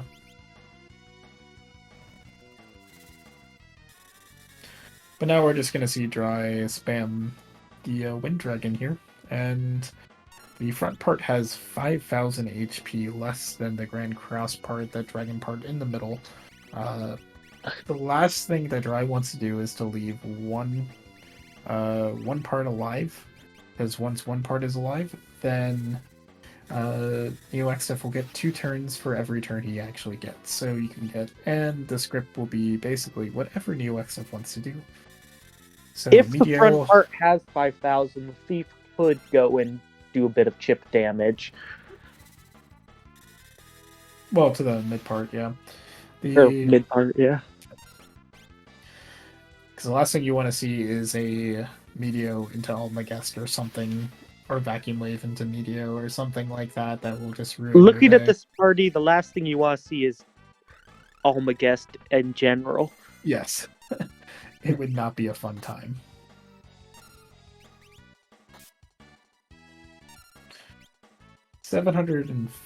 Well, not even 700 damage of chip there. I think that's still the air knife, unless we switch back to the assassin, but that feels low. It's an air knife. We do see Z-Man, instead of using Power Staff strats, is using Ifrit strats, where you summon Ifrit, Panda is scared of Ifrit, and turns around, goes eek eek Ifrit, and will not do any counters until he turns around and uses medicine on himself. Panda's a beast, so the Artie Bow would. How much would that do? 2,000. Needs Meteor, unfortunately, does give the double counters here, which is annoying. He eats shield blocking the drain, though. Meanwhile, Dry has taken care of the extra HP on the Grand Cross part, so it should be looking pretty good and probably going to be finished pretty soon. Thief is out of NP, but whatever. Thief wasn't doing anything important anyways.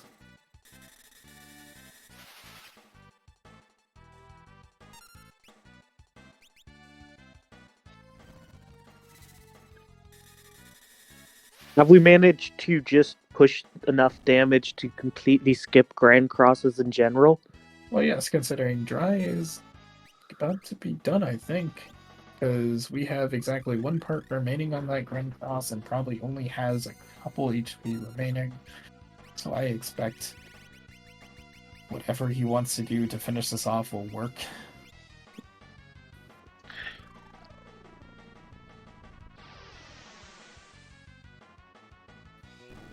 There it is. Get your GGs out for Dry, who finishes this race in 2 hours, 20 minutes, and 43 seconds. A very fast time considering he did basically everything in the seat. Got everything except 3 bosses. One of them being a very annoying minute.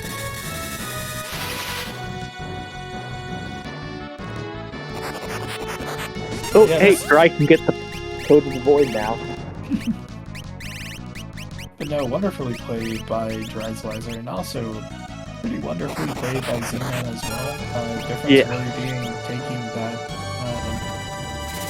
Phoenix Tower grind.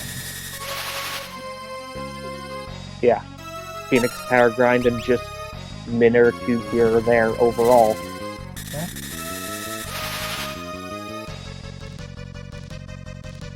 It'd be like that. I do wonder if you save time if you get through the minor power-ups.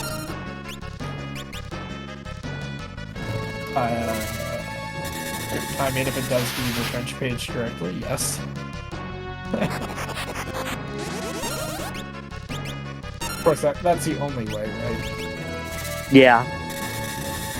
We'll see, you know, we start off with 3 tablets really quickly. And then we did the entire rest of the suit to get every key item. So for both runners. It looked like a jet seed, felt like a jet seed, and then it definitely was not a jet seed.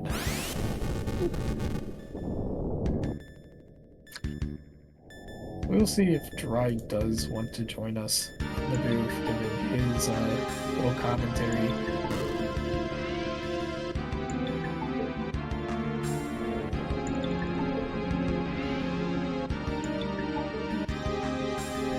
We are joined by Dryzalizer. GG's very well run race for doing basically everything. Yeah, GG's to GG's Zman.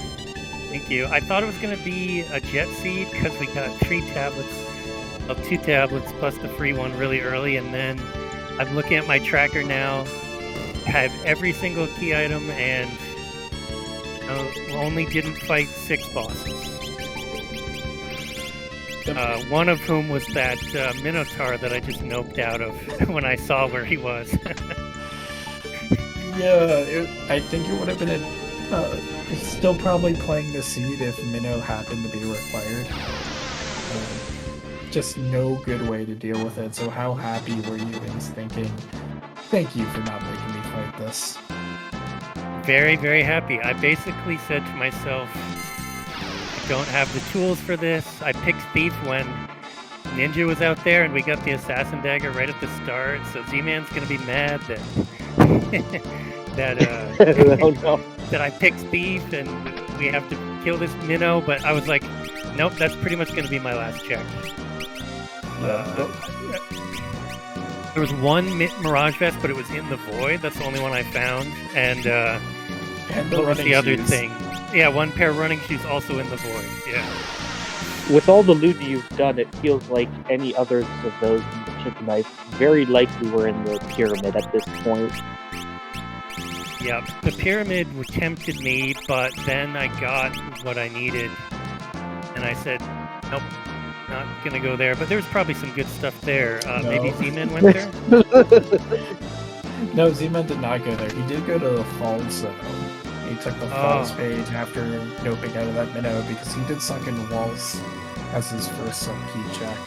Got Mirage Raider, decided to grind in Phoenix Tower, and then saw Minnow and also said no. And then went to Falls. It was Necro in the front spot, and it was Shoot in the back spot. And that led to a fling hit.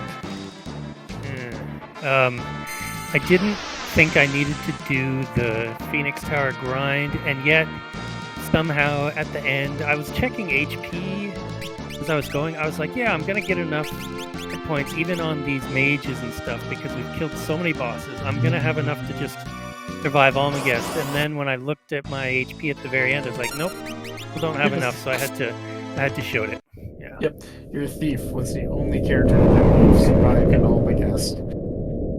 Yeah, but I had Quick, which was super lucky, because I think I found that like in the end of the Void too. Yes, that was also in the Inner Void. It was the first chest in the Inner Void. Yeah, and then I was like, well, I'm going to keep looting these last chests, and I think Running Shoes was another one. It was the very last chest. Yeah, the very last one, yeah. So with Quick and with Haste on everyone, you can get so many choke attempts in that I figured I would be okay, and I think I got a little extra lucky too, because it only took me maybe 4 or 5 tries. Well, yeah, I think I was saying, like at level 42, I think you were, something like that, it's probably about a 16% chance that choke hits. Yeah, it's like low teens, something like that. Yeah. At level 42, quite a bit higher than when we normally do it. Yeah, the magic of 8 just cuts everything way down, so it doesn't ever go up that high, but it was decent. I've done many fights that way. Like, Shote has this... It's better than, say, the break spell, you know? It's pretty decent.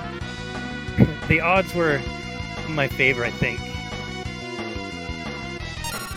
But yeah, I started to get sort of bored with the seed after a while. I was like, yep, I'm doing like every check in sequence. What can I do to like mix things up? I guess I was lucky that I did not go to the Falls or the Pyramid, because they're kind of long to run through. Yeah, no one did the Pyramid. We don't know what was in there. We we can take a guess at what the bosses are. We were missing triplets. We were missing Califisteri, and we were missing Atmos. Yeah. So Yep. one of those is at Necro, and the other two are in the Pyramid. It was basically Thief was just another mage, and especially Time Mage, where the job doesn't care about your stats. I was like, the Thief is fast, so it will be casting Meteo first, or it will be casting Haste first, and that was how I used the Thief today. So Zman also getting that showed off pretty luckily too. If it is about a 16% chance, you get it about 50% of the time after tries, so it's not too bad. Yeah, not too bad at all, really. If you're low level, like level 20 something, doing it, then you have a little bit difficult of a time, especially if you don't have haste. Starting, I mean, there's a question I want to keep for if D-Man joins us, and I'll wait for that in terms of the job composition. But sort of, you alluded to this, making your Thief a high mage as well. Was there any thought in actually using Summoner instead, just so you get access to both Break and eventually non-heavy as well once you finally got Mirage and found it in? If I had been smarter, I would have done that, because it was such a long seed. I think there was enough ability points in there that I could have gotten either or on the Thief, and then it would have been a little bit more efficient at the end, because my Time Mage could do the time stuff, and then my Summoner could also use time for quicks, and then the other two would be using Summon and like Air Knife. So I do think I actually lost a little bit of time on potential kill efficiency because I didn't swap around jobs that one last time that I should have, but I don't know. At that point, I was kind of over messing around with jobs anymore. As Kitsune is pointing out in chat, it was because of you that we knew exactly what was in Antline Cave and Wiccan Cave and whatnot, because Moore did have that hint saying that caves were there, and which I believe you probably just instantly forgot about once you got into it, and you went right over to Moople Waterway. Wow, I remember that hint now, but I certainly didn't remember it during the race. Dang, I lost some time there too. Nope, no caves, I have it written down right here. Yeah, I totally forgot about it, because at a certain point I was like, okay, there are no more hints available. I had the first 10. And it basically said to myself, I need to do all the checks until I get something that I can use. But yeah, I forgot about the caves. But what we were saying is you were doing scouting for what was not in Fork Tower. I see, yeah, well, it kind of worked out that way. Fork ended up being two easy bosses. I like how you decided not to use the Phoenix Down and instead went for another strat to kill the Tyrannosaurus. Phoenix Downs are precious. I feel like I didn't use any the whole race. Did you ever really have anyone die this race? Hardly, or if I did, I was like, I'm gonna hit a pot or a tent next or something. I don't know. It's pretty comfy when you have Summoner with the defensive summons, and you've got time, so you get in like early turns. And I did want to mention that Z-Man did finish as well with a good time of 2:30.59. So GG's to Z-Man. And again, we are joined by Z-Man. GG's Z-Man. GG's to Z-Man. GG's, man. Nicely done. I've already talked about the seed, so you guys go ahead. Well, I wanted to ask the first question, because both of you are here. Talk me through about sort of your job selection choices in the draft. Like, what influenced you to go one way or the other? I guess you guys were joking about Thief beforehand. Yeah, well, Thief hasn't been picked yet in the entire tournament, and so I basically said to Z-Man, I'm willing to pick, I want to pick Thief, but I will only do it if you agree. And he was nice enough to agree, so that was a pick. I think that was my second pick. Yeah, it was. I mean, Summoner for me, Summoner is nice and I find it safe.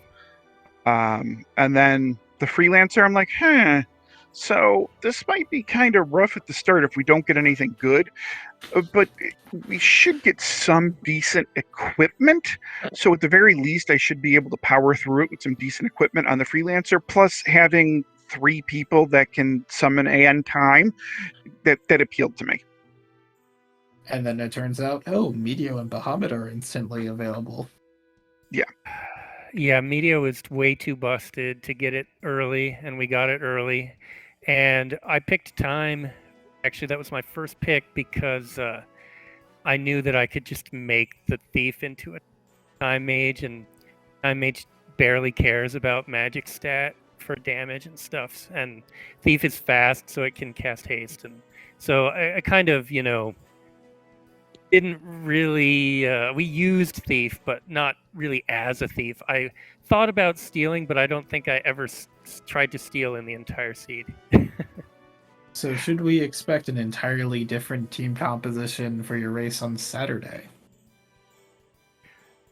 I'm up for that. I don't know what Z-Man is up for. We had some strong jobs. It's nice to have strong jobs, but I do like variety, so maybe we'll discuss a little bit before it happens. Yeah, I'm kind of of the same mind as Dry. I do like variety and I like strong jobs. So maybe we take a different tack, or I honestly I haven't thought that far ahead yet. Me either. So I asked Dry this question. I want to ask you this question, Z-Man. You see that Minotauros at Bahamut. How happy are you that the path did not actually require you to go through there? What now? Okay. Well, I never saw Minotauros, so he was at the Bahamut spot. Oh, I thought you had to actually check that. Okay. Nope, never saw it. Okay, yeah, Minotauros was at Bahamut. Yeah, no, thank you. I got to see him, but I immediately reset out of the fight and hoped that was not required.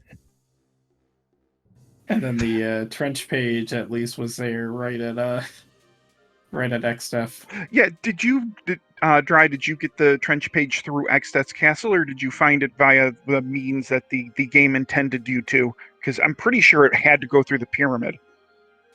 I got it from XDEF's castle. Yeah, I did that too. Was, okay. Yeah, that was really nice because then you go down to the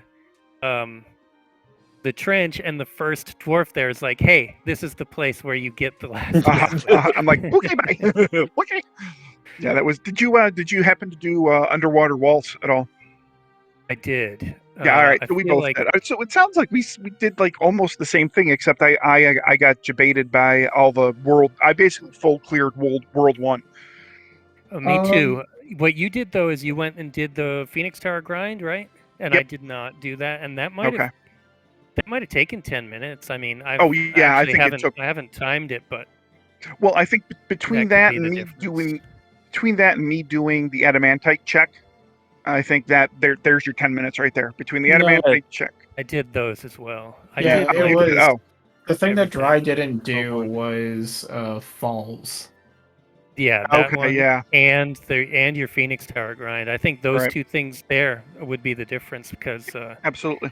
With the navigation of Z-Man going to Phoenix Tower that first time. Oh God. Oh God. I have messed up my last race versus Rom. I messed up the logistics of Phoenix Tower. It's easy to do. Well, okay. So I went to do the Phoenix Tower grind. I was going to the Phoenix Tower when I realized, shoot, I forgot the code of the void. Okay, Kuza Castle is right down here. Where's Kuza? What? Where it should be? Right? Where? Darn it! Yeah, there's 2 ways to do it. I think that's what Fiery is about to say. Yeah. So if you find yourself, like on your way, you can complete the trip. You just have to save outside before you step in, and then you reset. That's what I was trying to do, except I couldn't find the castle. Save outside of Phoenix Tower. Phoenix Tower. And then you warp shard. Oh. Yeah, you warp shard from right outside Phoenix Tower. You go roll the credits, and then you load your save right outside Phoenix Tower. See, now that would have been intelligent. I never did it that way until Fiery brought it up in chat in another race, and I was like, yeah, okay, if I don't, I could do it either way, whichever way is more convenient. But yeah, it is kind of tricky, and yeah, I'm not a fan of Phoenix Tower, and I felt like this was the seed to fade it, actually, because we had done so many checks and gotten so much stuff that it wasn't really needed. So I had done that before I did that ridiculously long chain that got us to the trench page, and I was concerned that, because you had mentioned, in the chat room, that this looked like a jet seed until it wasn't. I was worried about my HP levels for the Neo X death fight. So I'm like, you know what? Let's do the Phoenix Tower grind. Let's get to the point where I can basically, face tank an Almagest if I need to, and then I go from there. And then I basically, we full cleared basically 90% of the game. So was the Phoenix Tower grind necessary? No, but I didn't know that at the time. Now, did you happen to get enough HP to tank an Almagest from doing Phoenix Tower? Because I didn't have enough. Well, between Phoenix Tower and all of the All the checks other after stuff, yeah. Phoenix Tower, I'm pretty sure my average HP was around 1900 to 2000 in the fight. Yes, I believe your lowest was 1840 or something. Yeah, I absolutely could have face tanked an Almagest at that point. I thought I was going to have enough HP, but then when it came down to it, I was like 100 too low on everyone except my thief, and I had to go for shoat strats. But quick in the void really helped because I could do double shoat attempts, and I think it took maybe 5 tries or something. So I was doing quick strats, and I got my shoat first try. Oh, you did shoat anyways. I did shoat anyways. Okay. I was thinking, do I really face tank this? Do I need to? I actually was only going to try it once. I was going to say, let's try it once, and it hit first time. I'm like, okay, well, now, okay, this is whole day now. I want that luck. Yeah, I want that. Have that many levels, Joe. Don't walk into Neo X stuff at level 21. Maybe you'll get it. Yeah, I was up in the 40s. The lowest level I've been in a Neo X stuff fight was like 29, and I had Shell. Fair enough. Well, I like when Joe plays aggressively, so I'm gonna be enjoying watching it. If he does go in at low level, no problem. Well, we'll be able to watch it tomorrow. You want to? That's right. Good segue there. I was gonna ask whether or not Joe had any more questions for you two. You guys talked about pretty much everything in the seed. What was your favorite boss and location pairing? Be it was a rude location or just kind of a fun one to see there? Well, I remember that Sunken Waltz was some boss with a lot of hit points, but I was able to instant kill it. But I don't remember which one it was.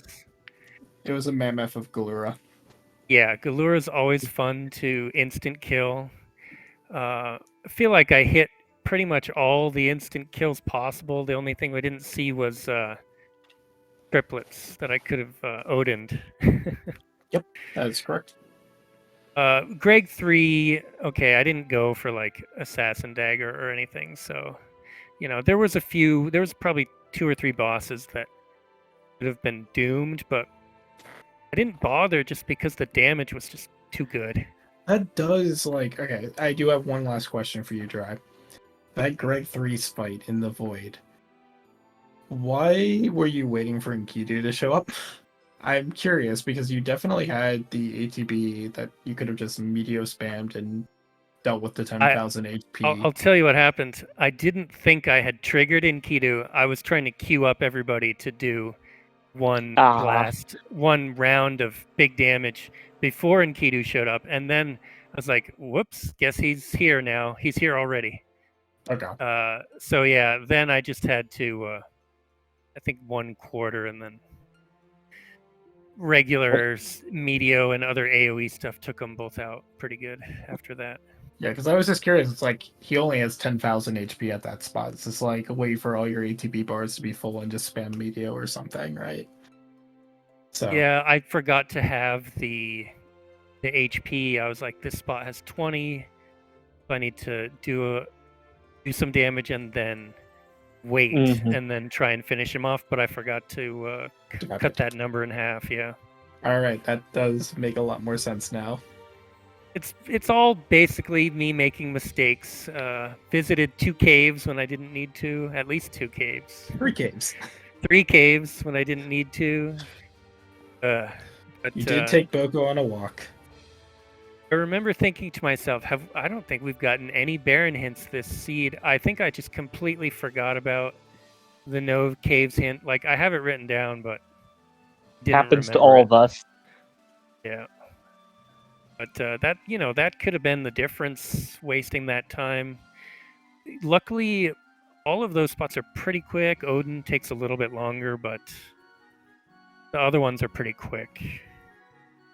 I think Odin was instant killable anyways. Yeah, that might have been. You just have to sort of wait around at the switch and run through, but yeah, it was. I was not. I don't know. It wasn't the greatest. It wasn't the most fun seed just running through and doing so many checks, but I hope it was at least somewhat entertaining for the viewers. I enjoyed watching a bunch of summon spam and always rocks falling on bosses' heads. Rocks Yeah, fall, yeah, everything yeah. dies. That early Meteo was like the only strat early on. It's just like What things was with your Meteo. guys' thought to the first boss you guys both found? Go. Oh, I wish that I had grabbed the light staff from Kuza Castle and I would have broken it on his head. So I was kicking myself because I spent the full time waiting him out. What about you, Z-Man?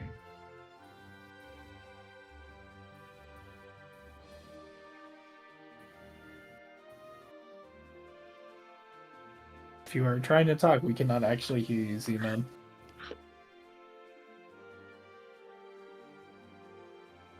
How about now? Yes, now Yep. we can. Aha. Okay. So I noped out of the go-go fight at first because I'm like, I'm just gonna come back and do this when I can one shot when I can one shot go-go. So then I'm like, okay, so let's go to the canal. Oh no. And there's Greg 1. It's like, okay, so I've done 2 checks now and I'm getting no experience. This is gonna be fantastic. But then I'm like, okay, all right. So if this doesn't work, then I'm gonna have to go rod hunting and go find some rods. But I eventually cleared it out. Right, I did the canal, I did the shipyard, I did North Mountain 1, and then I think I did into the Waltz Tower, and then Waltz Meteor, and then I doubled back around to Go-Go, and I do believe I rained rocks upon Go-Go's head. That you Nice. did. I did not feel good starting the seed out that way. The only thing that I liked about it was all the ability points made me able to put ×6 on the thief sooner. But yeah, that was probably a time loss on my part by actually just sitting there right at the start and taking that fight. But yeah, Greg 1 at the canal was awful. No experience, and so I don't know. Maybe I. But you did get the freest of all free fights at the Waltz Meteor. At that It was Surgeon something. Karnak. Oh yeah. Oh, That was- Sergeant, right? Yeah. Yep. That was the only time I actually got the Assassin's Dagger to proc. Both think of I you got got it the too. Assassin Daggers There. proc. After like 3 tries, though, and No, I got it first. I got it first try, but then anything else that was doomable, the Assassin Dagger never procced for me. yeah. Speaking of those rods, I think we had to hunt pretty hard to actually find them. Mhm. Fire rods were but Mirage, they were I good. believe. Were they? Okay, yeah, We they thought might have those were the been. Thunder Rods at Mirage. Yeah, it was Maybe those Thunder, I were. think. Yeah, we got Thunder was the last ones we bought. I don't. I and never found Fire Rods. I found them somewhere, but it might have been Hmm. World 2. I don't know. I feel like More, maybe there maybe? weren't any in World 1, or maybe just ice rods maybe in World 1. You ended They up with were, I 30 of think, them. in more. Yeah, maybe it was more. Yeah, but I was glad to have those rods for the Panda and the Leviathan fights. Yeah, well, I didn't have the rods for a panda. I had the rods for Leviathan, but I didn't have the rods for a panda, so I just spammed Sildra. Yep. And Dry got to show off again power staff strats. On Yeah, Omni? I like on a a Panda. panda. I like to zerk him, Oh, so he can't counter. He can't counter that yeah, way. that's yeah. Then if I had thought of that, then I just would have put rocks on his head. But yeah, did you do the power staff strats for Omni? Nope. No. Sildra is his weakness, and I just spammed that.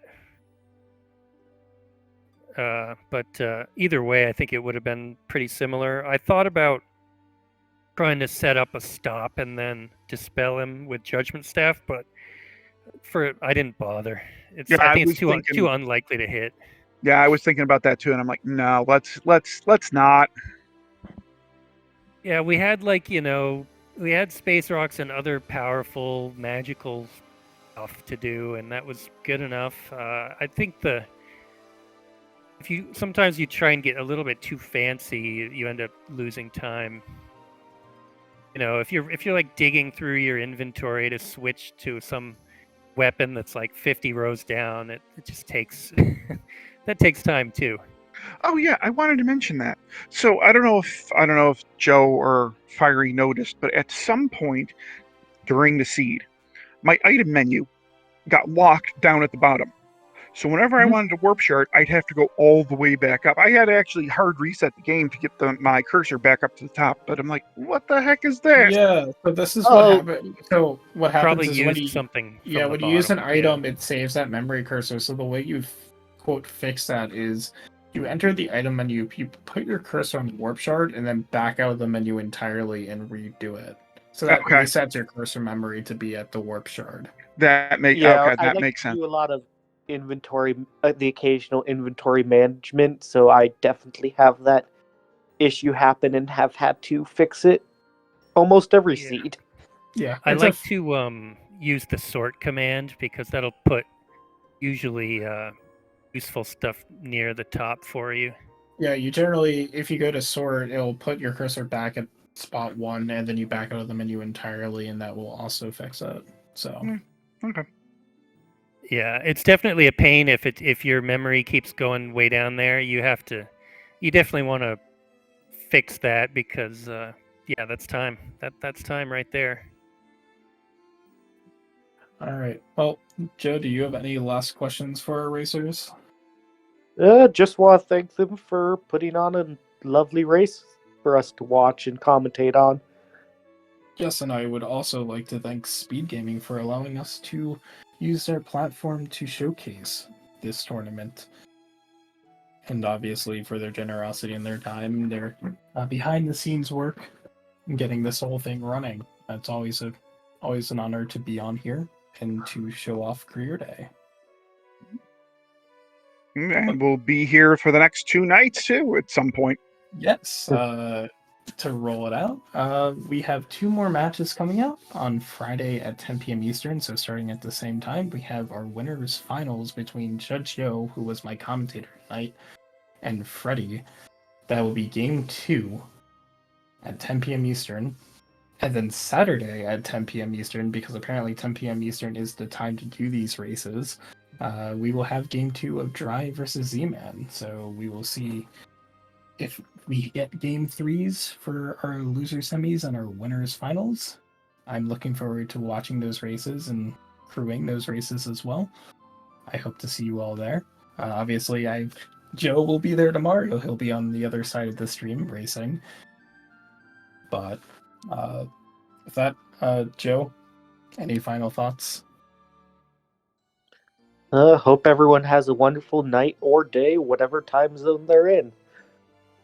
All right. Thank you guys for watching. We will see you again tomorrow night. I do not know if we have a channel yet. SpeedGaming 5, it looks like, for Freddy versus Judge Show at 10 p.m. Eastern. So I hope to see you all there. And until then, I hope you all have a good night or good rest of your day. We will see you next time.